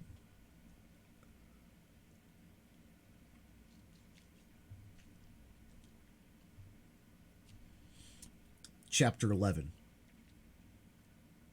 The interior of a heart. After the incident last described, the intercourse between the clergyman and the physician, though externally the same, was really of another character than it had previously been. The intellect of Roger Chillingworth now had a sufficiently plain path before it. It had not, indeed, precisely that which he had laid out for himself to trade. Calm, gentle, passionless as he appeared, there was yet, we fear, a quiet depth of malice, hitherto latent but active now, in this unfortunate old man, which led him to imagine a more intimate revenge than any mortal who ever wreaked upon an enemy. To make himself the one trusted friend, to whom should be confided all the fear, the remorse, the agony, the ineffectual repentance, the backwards rush of sinful thoughts expelled in vain. All that guilty sorrow hidden from the world, whose great heart would have pitied and forgiven, to be revealed to him, the pitiless, to him, the unforgiving. All that dark treasure to be lavished on the very men to whom nothing else could so adequately pay the debt of vengeance. The clergyman's shy and sensitive reserve had balked this scheme. Roger Chillingworth, however, was inclined to be hardly, if at all, less satisfied with the aspect of affairs which Providence, using the avenger and his victim for its own purposes, and, perchance, pardoning where it would seem most to punish, had substituted for his black devices. A revelation, he could almost say, had been granted to him. It mattered little for his object, whether celestial or from what other region. By its aid, in all the subsequent relations betwixt him and Mr. Dimmesdale, not merely the external presence, but the very inmost soul of the latter seemed to be brought out before his eyes, so that he could only see and comprehend its every moment. He became, thenceforth, not a spectator only, but a chief actor in the poor minister's interior world. He could play upon him as he chose. Would he arouse him with a throb of agony? The victim was forever on the rack. It needed only to know the spring that controlled the engine, and the physician knew it well. Would he startle him with sudden fear, as at the waving of a magician's wand uprose a grisly phantom, uprose 1,000 phantoms, in many shapes of death, of more awful shame, all flocking around the clergyman and pointing with their fingers at his breast? All this was accomplished with subtlety so perfect that the minister, though he had constantly a dim perception of some evil influence watching over him, could never gain a knowledge of its actual nature. True, he looked doubtfully, fearfully, even at times with horror, and the bitterness of hatred at the deformed figure of the old physician.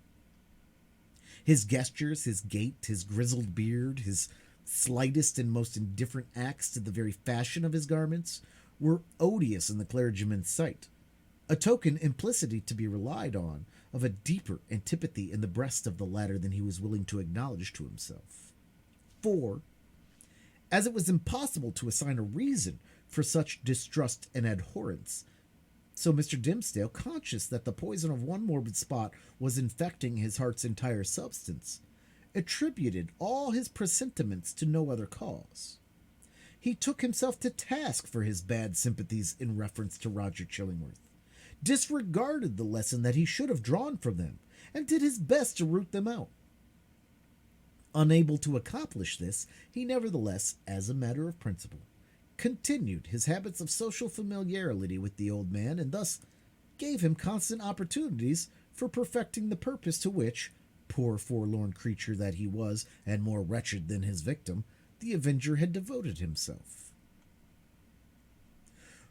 While thus suffering under bodily disease, and gnawed and tortured by some black trouble of the soul, and given over to the machinations of his deadliest enemy, the Reverend Mr. Dimmesdale had achieved a brilliant popularity in his sacred office. He won it indeed in great part by his sorrows. His intellectual gifts, his moral perceptions, his power of experiencing and communicating emotion were kept in a state of preternatural activity by the prick and anguish of his daily life. His fame, though still on its upward slope, already overshadowed the soberer reputations of his fellow clergymen, eminent as several of them were. There were scholars among them who had spent more years in acquiring abstruse lore. I'm not sure what that word is. Abstruse. Abstruse. There were scholars among them who had spent more years in acquiring abstruse lore connected with the divine profession than Mr. Dimmesdale had lived, and who might well, therefore, be more profoundly versed in such solid and valuable attainments than their youthful brother. There were men, too, of a sturdier texture of mind than his, and endowed with a far greater share of shrewd, hard, iron or granite understanding, which, duly mingled with a fair proportion of doctrinal ingredient, constitutes a highly respectable, efficacious, and unamiable variety of the clerical species.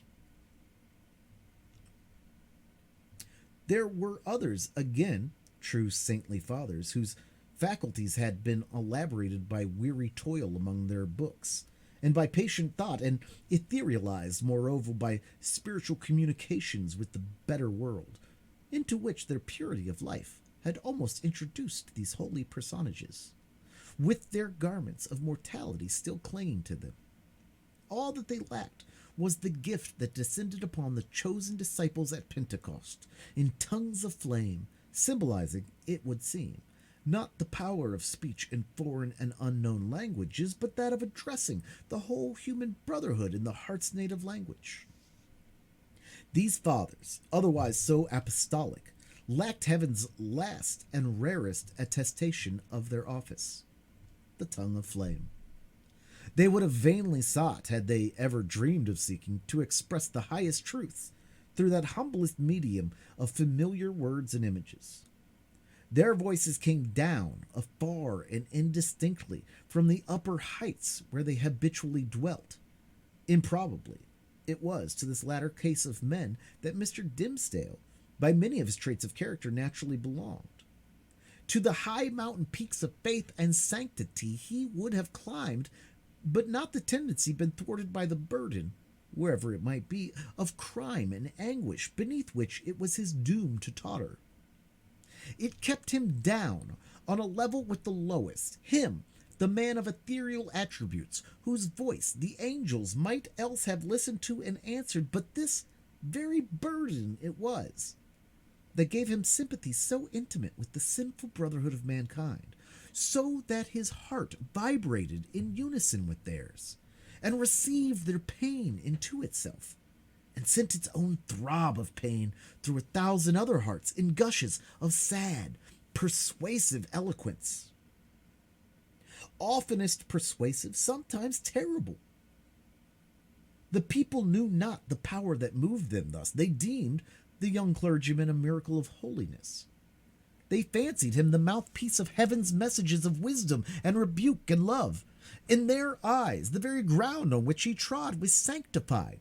The virgins of his church grew pale around him, victims of a passion so imbued with religious sentiment that they imagined it to be all religion, and brought it openly into their white bosoms as their most acceptable sacrifice before the altar. The aged members of the flock, beholding Mr. Dimsdale's frame so feeble, while they themselves so rugged in their infirmity, believed that he would go heavenward before them, and enjoined it upon their children that their old bones should be buried close to the young pastor's holy grave. And all this time, perchance, when poor Dimsdale was thinking of his grave, he questioned with himself whether the grass would ever grow on it, because an accursed thing must be there buried. It is inconceivable the agony with which this public veneration tortured him. It was his genuine impulse to adore the truth and to reckon all things shadow-like and utterly devoid of weight or value that had not its divine essence as the life within their life. Then what was he? A substance, or the dimmest of all shadows? He longed to speak out from his own pulpit at the full height of his voice and tell the people what he was. I, whom you behold in these black garments of the priesthood, I, who ascend the sacred desk and turn my pale face heavenward, taking upon myself to hold communion in your behalf with the most high omniscience, I, in whose daily life you discern the sanctity of Enoch, I, whose footsteps, as you suppose, leave a gleam along my earthly track, whereby the pilgrims that shall come after me may be guided to the regions of the blessed, I, who have laid the hand of baptism upon your children, I, who have breathed the parting prayer over your dying friends, to whom the Amen sounded faintly from a world which they had quitted, I, your pastor, whom you reverence and trust, am utterly a pollution and a lie. More than once, Mr. Dimsdale had gone into the pulpit, with a purpose never to come down its steps until he should have spoken words like the above. More than once he had cleared his throat and drawn in the long, deep, and tremulous breath which, when sent forth again, would come burdened with the black secret of his soul. More than once, nay, more than 100 times, he had actually spoken. But how? He had told his hearers that he was altogether vile, a vile companion of the vilest, the worst of sinners, an abomination, a thing of unimaginable iniquity, and that the only wonder was that they did not see his wretched body shriveled up before their eyes by the burning wrath of the Almighty. Could there be plainer speech than this? Would not the people start up in their seats by a simultaneous impulse and tear him down out of the pulpit which he defiled? Not so, indeed. They heard it all, and did but reverence him the more. They little guessed what deadly purport lurked in those self-condemning words. The godly youth, said they among themselves, the saint on earth. Alas, if he discerned such sinfulness in his own white soul, what horrid spectacle would he behold in thine or mine? The minister well knew, subtle but remorseful hypocrite that he was, the light in which his vague confession would be viewed. He had striven to put a cheat upon himself by making the avowal of a guilty conscience, but had gained only one other sin, and a self-acknowledged shame, without the momentary relief of being self-deceived. He had spoken the very truth and transformed it into the veriest falsehood. And yet, by the constitution of his nature, he loved the truth and loathed the lie, as few men ever did. Therefore, above all things, he loathed his miserable self. His inward trouble drove him to practices more in accordance with the old, corrupted faith of Rome than with the better light of the church in which he had been born and bred. In Mr. Dimmesdale's secret closet under lock and key there was a bloody scourge. Oftentimes this Protestant and Puritan divine had plied it on his own shoulders, laughing bitterly at himself the while, and smiting so much the more piteously because of that bitter laugh. It was custom, too, as it has been that of many other pious Puritans, to fast. Not, however, like them, in order to purify the body and render it the fitter medium of celestial illumination, but rigorously, and until his knees trembled beneath him as an act of penance. He kept vigils, likewise, night after night, sometimes in utter darkness, sometimes by a glimmering lamp, and sometimes viewing his own face in a looking-glass by the most powerful light which he could throw upon it. He thus typified the constant introspection wherewith he tortured but could not purify himself. In these lengthened vigils his brain often reeled, and visions seemed to flit before him, perhaps seen doubtfully, and by a faint light of their own, in the remote dimness of the chamber, or more vividly, and close behind him, within the looking-glass. Now it was a herd of diabolical shapes that grinned and mocked at the pale minister, and beckoned him away with them. Now a group of shining angels who flew upward heavily, as sorrow-laden, but grew more ethereal as they rose. Now came the dead friends of his youth, and his white-bearded father, with a saint-like frown, and his mother, turning her face away as she passed by, ghost of a mother, thinnest fantasy of a mother, methinks she might yet thrown a pitying glance towards her son.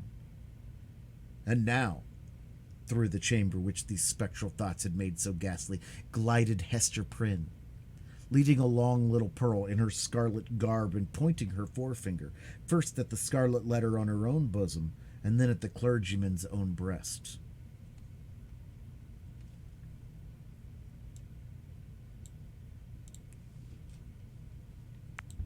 Thank you, Satan. I assumed that's what it was. Good to know, though. We're in this battle. I'm going to run to the restroom real quick.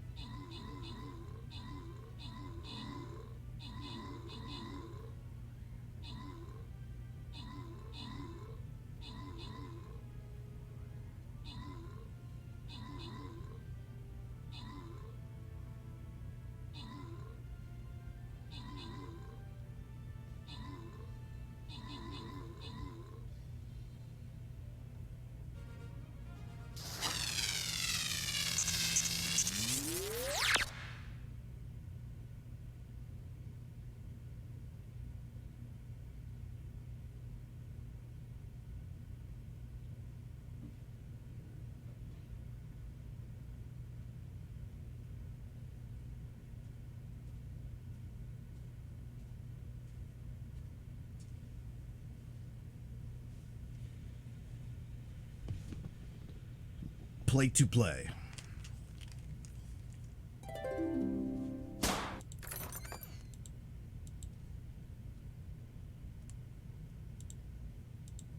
Alright, gold chest, then loyalty silver, then super boss. This will be our last section of reading tonight, our last half hour of reading. Thanks for hanging out, guys.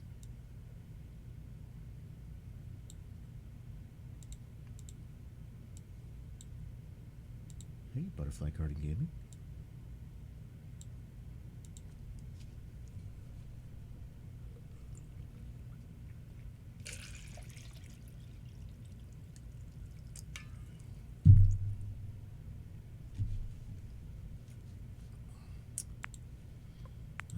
We will do quicker races after this last section of reading. This will be our last half-hour race.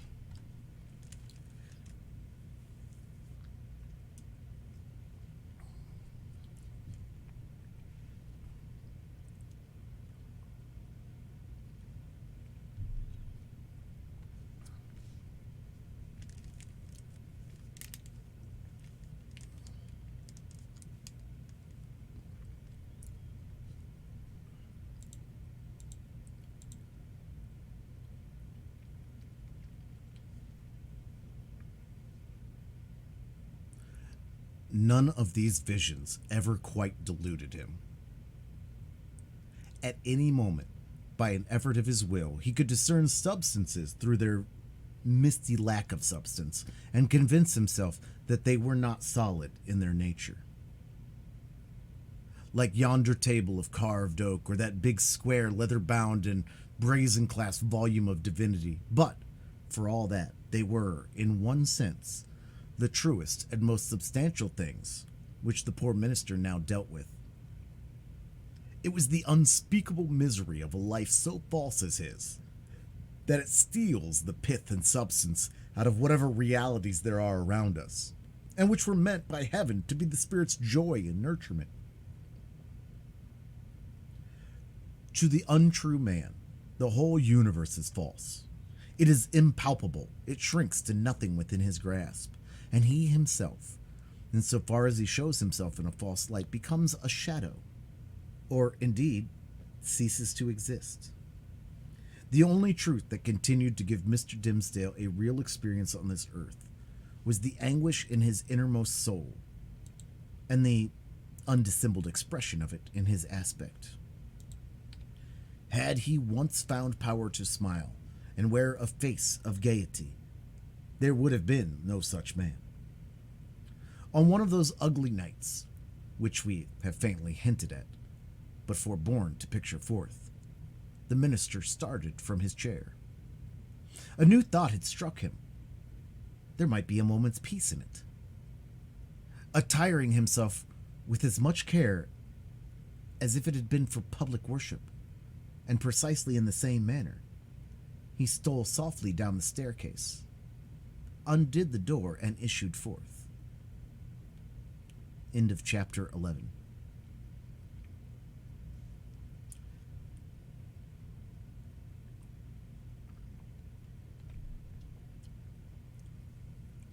Chapter 12. The Minister's Vigil.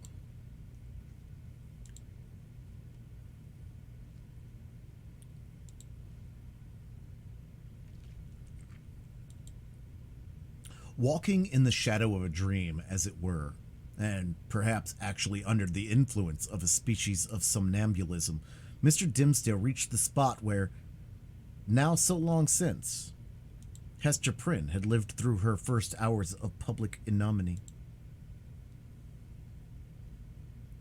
The same platform or scaffold, black and weather-stained with the storm or sunshine of 7 long years, and foot-worn too with the tread of many culprits who had since ascended it, remained standing beneath the balcony of the meeting-house. The minister went up the steps. It was an obscure night of early May. An unvaried pall of cloud muffled the whole expanse of sky from zenith to horizon. If the same multitude which had stood as eyewitnesses while Hester Prynne sustained her punishment could now have been summoned forth, they would have discerned no face above the platform, no hardly the outline of a human shape in the dark gray of the midnight. But the town was all asleep. There was no peril of discovery. The minister might stand there, if it so pleased him, until morning should redden in the east, without other risk than that the dank and chill night air would creep into his frame and stiffen his joints with rheumatism and clog his throat with catarrh and cough, thereby defrauding the expectant audience of tomorrow's prayer and sermon. No eye could see him, save that ever wakeful one which had seen him in his closet wielding the bloody scourge. Why, then, had he come hither? Was it but the mockery of penance? A mockery indeed, but in which his soul trifled with itself. A mockery at which angels blushed and wept, while fiends rejoiced with jeering laughter. He had been driven hither by the impulse of that remorse which dogged him everywhere, and whose own sister and closely linked companion was that cowardice which invariably drew him back with her tremulous gripe, just when the other impulse had hurried him to the verge of a disclosure. Poor, miserable man! What right had infirmity like his to burden itself with crime? Crime is for the iron-nerved, who have their choice either to endure it or, if it pressed too hard, to exert their fierce and savage strength for a good purpose and fling it off at once. This feeble and most sensitive of spirits could do neither, yet continually did one thing or another which intertwined in the same inextricable knot, the agony of heaven-defying guilt and vain repentance.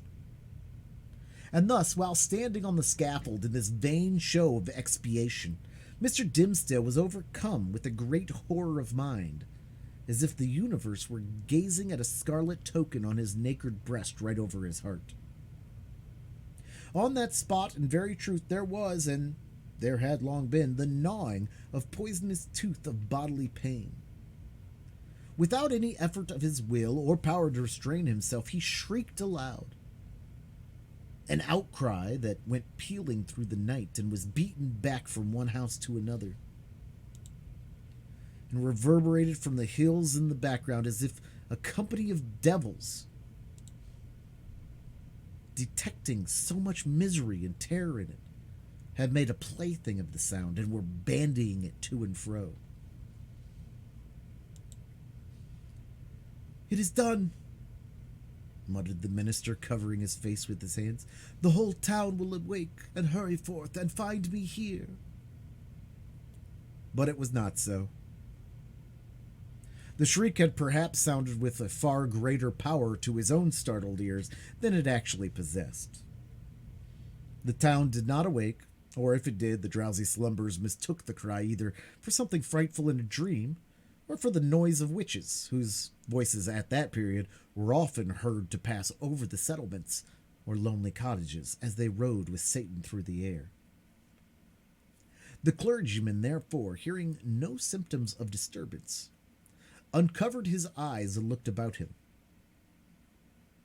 At one of the chamber windows of Governor Bellingham's mansion, which stood at some distance on the line of another street, he beheld the appearance of the old magistrate himself, with a lamp in his hand, a white nightcap on his head, and a long white gown enveloping his figure.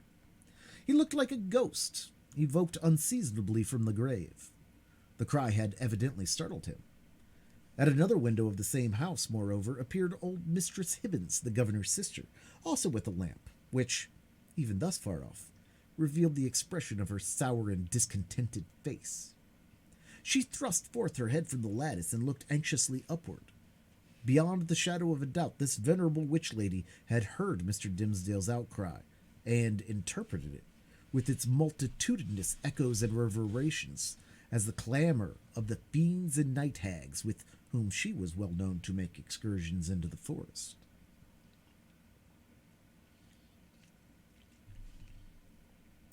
Detecting the gleam of Governor Bellingham's lamp, the old lady quickly extinguished her own and vanished. Possibly she went up among the clouds. The minister saw nothing further of her motions. The magistrate, after a wary observation of the darkness, into which, nevertheless, he could see but little further than he might into a millstone, retired from the window. The minister grew comparatively calm. His eyes, however, were soon greeted by a little glimmering light, which, at first a long way off, was approaching up the street. It threw a gleam of recognition on here a post, and there a garden fence, and here a latticed window pane, and there a pump with its full trough of water, and here again an arched door of oak with an iron knocker and a rough log for the doorstep. The Reverend Mr. Dimmesdale noted all these minute particulars, even while firmly convinced that his doom of his existence was stealing onward in the footsteps which he now heard, and that the gleam of the lantern would fall upon him in a few moments more and reveal his long-hidden secret. As the light drew near, he beheld, within its illuminated circle, his brother clergyman, or, to speak more accurately, his professional father, as well as highly valued friend, the Reverend Mr. Wilson, who, as Mr. Dimmesdale now conjectured, had been praying at the bedside of some dying man. And so he had.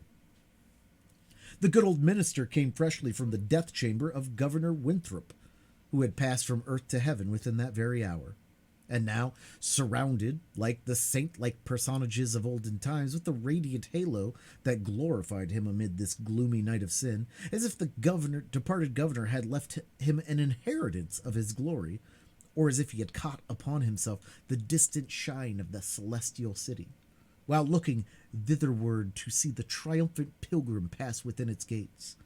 Now, in short, good Father Wilson was moving homeward, aiding his footsteps with a lighted lantern. The glimmer of this luminary suggested the above conceits to Mr. Dimsdale, who smiled, nay, almost laughed at them, and then wondered if he were going mad. As the Reverend Mr. Wilson passed beside the scaffold, closely muffling his Geneva cloak about him with one arm and holding the lantern before his breast with another, the minister could hardly restrain himself from speaking. "A good evening to you, venerable Father Wilson. Come up hither, I pray you, and pass a pleasant hour with me." Good heavens! Had Mr. Dimsdale actually spoken? For one instant he believed that those words had passed his lips. But they were uttered only within his imagination. The venerable Father Wilson continued to step slowly onward, looking carefully at the muddy path before his feet, and never once turning his head towards the guilty platform. When the light of the glimmering lantern had faded quite away, the minister discovered, by the faintness which came over him, that the last few moments had been a crisis of terrible anxiety, although his mind had made an involuntary effort to relieve itself by a kind of lurid playfulness. Shortly afterwards, the grisly sense of the humorous again stole in among the solemn phantoms of his thought. He felt his limbs growing stiff with the unaccustomed chilliness of the night, and doubted whether he should be able to descend the steps of the scaffold. Morning would break and find him there. The neighborhood would begin to rouse itself. The earliest riser, come forth in the dim twilight, would perceive a vaguely defined figure aloft on the place of shame, and, half crazed betwixt alarm and curiosity, would go, knocking from door to door, summoning all the people to behold the ghost, as he needs must think it, of some defunct transgressor. A dusky tumult would flap its wings from one house to another. Then, the morning light still waxing stronger, old patriarchs would rise up in great haste, each in his flannel gown, and matronly dames, without pausing to put off their night gear. The whole tribe of decorous personages who had never hithertofore been seen with a single hair on their heads awry would start into the public view, with the disorder of a nightmare in their aspects. Old Governor Bellingham would come grimly forth with his King James rough-fastened askew, and Mistress Hibbins with some twigs of the forest clinging to her skirts and looking sourer than ever, as hardly having got a wink of sleep after her night ride, and good Father Wilson, too, after spending half the night at a deathbed, and liking ill to be disturbed thus early out of his dreams about the glorified saints. Hither, likewise, would come the elders and deacons of Mr. Dimsdale's church, and the young virgins who so idolized their minister, and had made a shrine for him in their white bosoms, which now, by the by, in their hurry and confusion, they would scantly have given themselves time to cover with their kerchiefs. All people, in a word, would come stumbling over their thresholds and turning up their amazed and horror-stricken visages around the scaffold. Whom would they discern there, with the red eastern light upon his brow? Whom but the Reverend Arthur Dimsdale, half frozen to death, overwhelmed with shame, and standing where Hester Prynne had stood? Carried away by the grotesque horror of this picture, the minister, unawares and to his own infinite alarm, burst into a great peal of laughter. It was immediately responded to by a light, airy, childish laugh, in which, with a thrill of the heart, but he knew not whether of exquisite pain or pleasure as acute, he recognized the tones of little Pearl. "Pearl? Little Pearl!" cried he after a moment's pause, then, suppressing his voice, "Hester? Hester Prynne? Are you there?" "Yes, it is Hester Prynne," she replied in a tone of surprise. and the minister heard her footsteps approaching from the sidewalk along which she had been passing. "It is I, and my little Pearl." "Whence have you come, Hester?" asked the minister. "What has sent you hither?" "I have been watching at a deathbed," answered Hester Prynne, "at Governor Winthrop's deathbed, and have taken this measure for a robe, and am now going homeward to my dwelling." "Come up hither, Hester, thou and little Pearl," said Reverend Mr. Dimmesdale. "Ye have both been here before, but I was not with you. Come up hither once again, and we shall stand all three together."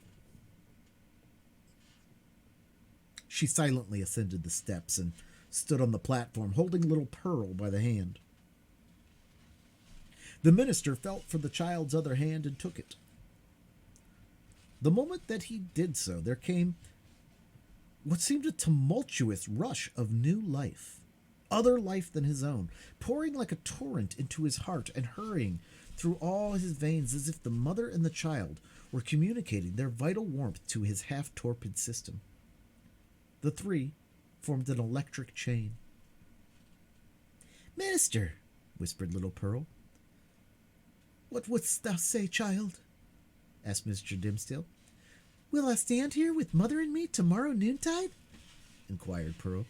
"Nay, not so, my little Pearl," answered the minister, for, with the new energy of the moment, all the dread of public exposure that had so long been the anguish of his life had returned upon him, and he was already trembling at the conjunction in which, with a strange joy, nevertheless, he now found himself. "Not so, my child. I shall indeed stand with thy mother and thee one day, but not tomorrow." Pearl laughed and attempted to pull her hand away, but the minister held it fast. "A moment longer, my child," said he. "But willst thou promise," asked Pearl, "to take my hand and my mother's hand tomorrow noontide?" "Not then, Pearl," said the minister, "but another time." "And what other time?" persisted the child.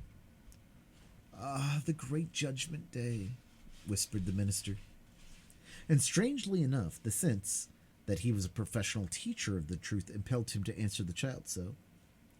"Then and there, before the judgment seat, thy mother and thou and I must stand together, but the daylight of this world shall not see our meeting." Pearl laughed again. But before Mr. Dimmesdale had done speaking, a light gleamed far and wide over the muffled sky. It was doubtless caused by one of those meteors which the night watcher may so often observe burning out to waste in the vacant regions of the atmosphere. So powerful was its radiance that it thoroughly illuminated the dense medium of cloud betwixt the sky and earth. The great vault brightened like the dome of an immense lamp. It showed the familiar scene of the street with the distinctness of midday, but also with the awfulness that is always imparted to familiar objects by an unaccustomed light. The wooden houses with their jutting stories and quaint gable peaks, the doorsteps and thresholds with the early grass springing up about them, the garden plots black with freshly turned earth, the wheel track little worn, and even in the marketplace margined with green on either side, all were visible, but with a singularity of aspect that seemed to give another moral interpretation to the things of this world than they had ever borne before. And there stood the minister, with his hand over his heart, and Hester Prynne, with the embroidered letter glimmering on her bosom, and little Pearl, herself a symbol, and the connecting link between those two. They stood in the noon of that strange and solemn splendor, as if it were the light that is to reveal all secrets, and the daybreak that shall unite all who belong to one another. There was witchcraft in little Pearl's eyes, and her face, as she glanced upward at that minister, wore that naughty smile which made its expression frequently so elvish. She withdrew her hand from Mr. Dimmesdale's and pointed across the street. But he clasped both his hands over his breast and cast his eyes towards the zenith. Nothing was more common, in those days, than to interpret all meteoric appearances and other natural phenomena that occurred with less regularity than the rise and set of a sun and moon as so many revelations from a supernatural source.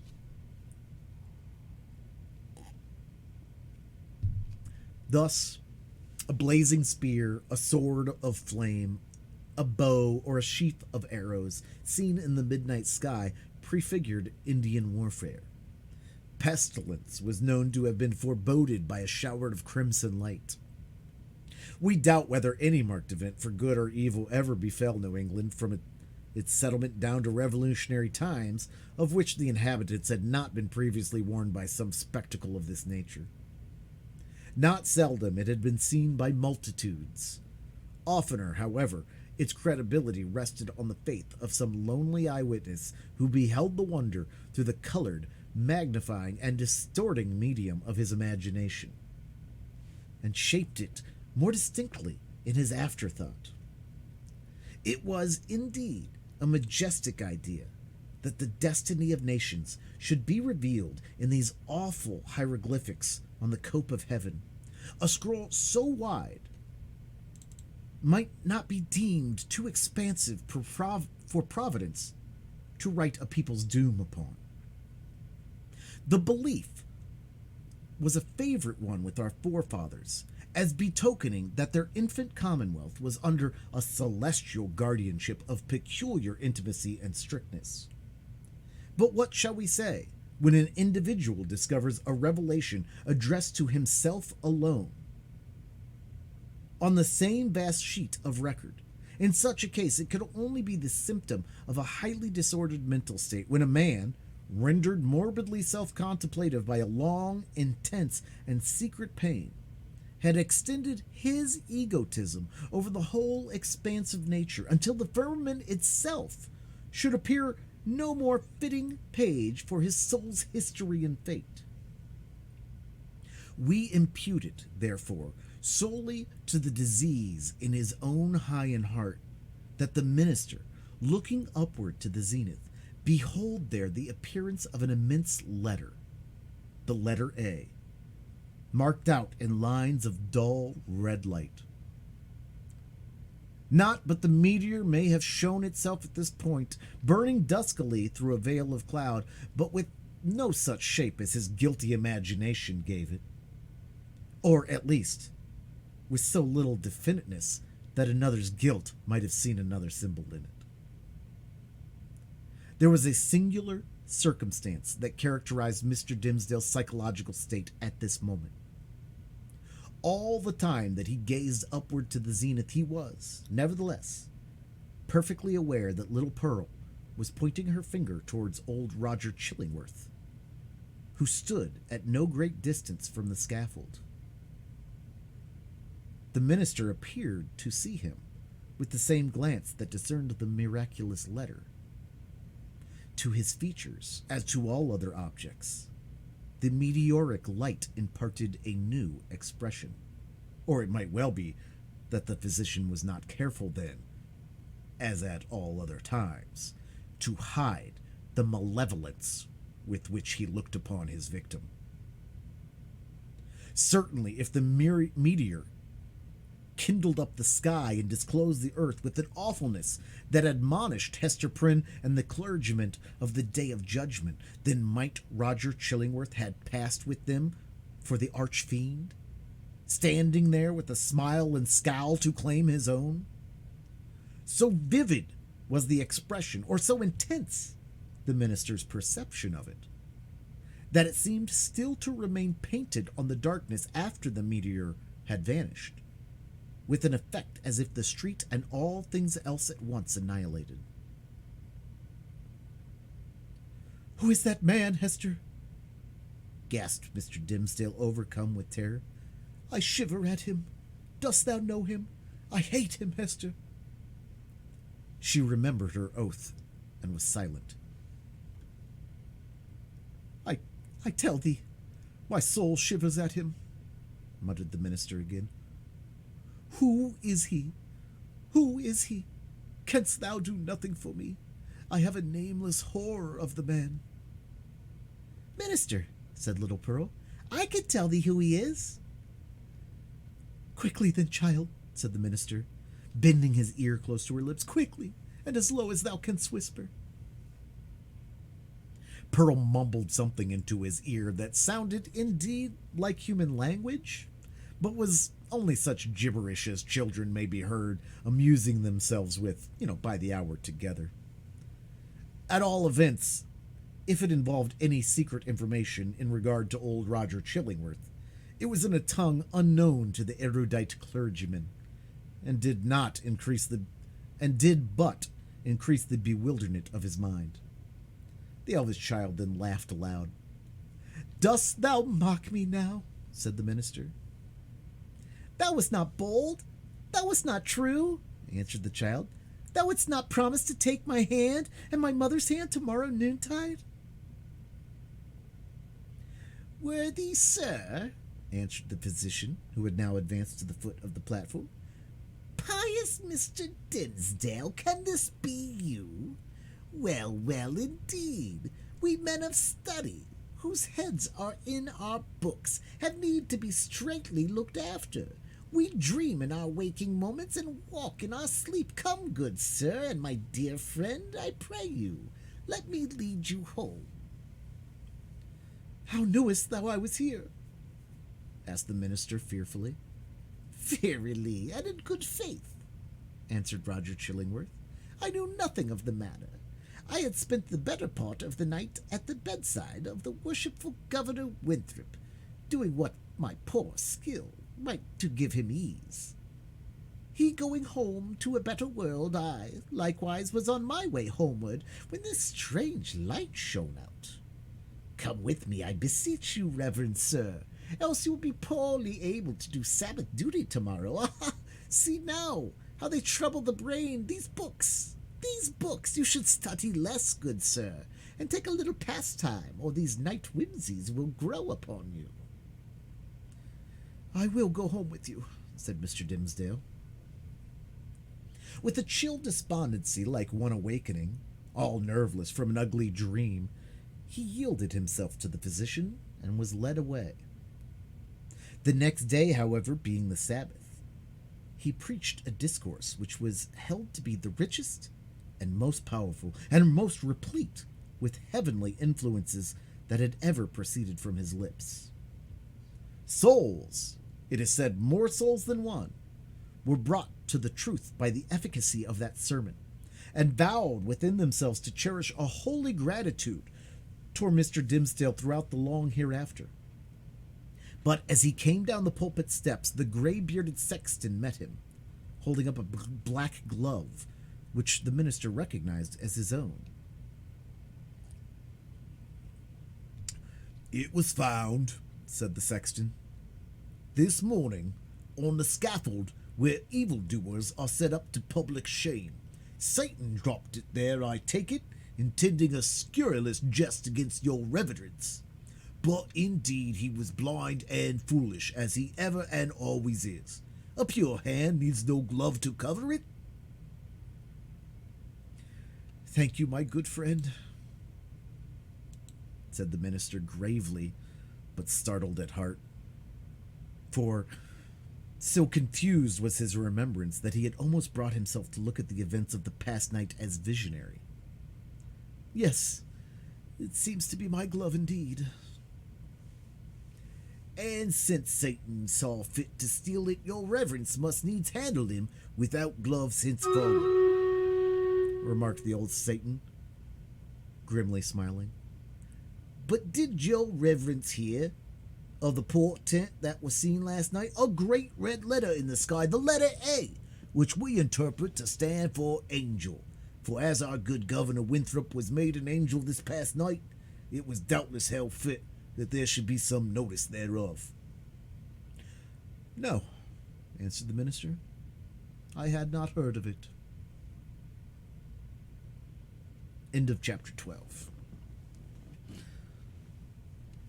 And that's where we're going to end for the day. We're not going to end stream yet, but that's where we're going to end our reading.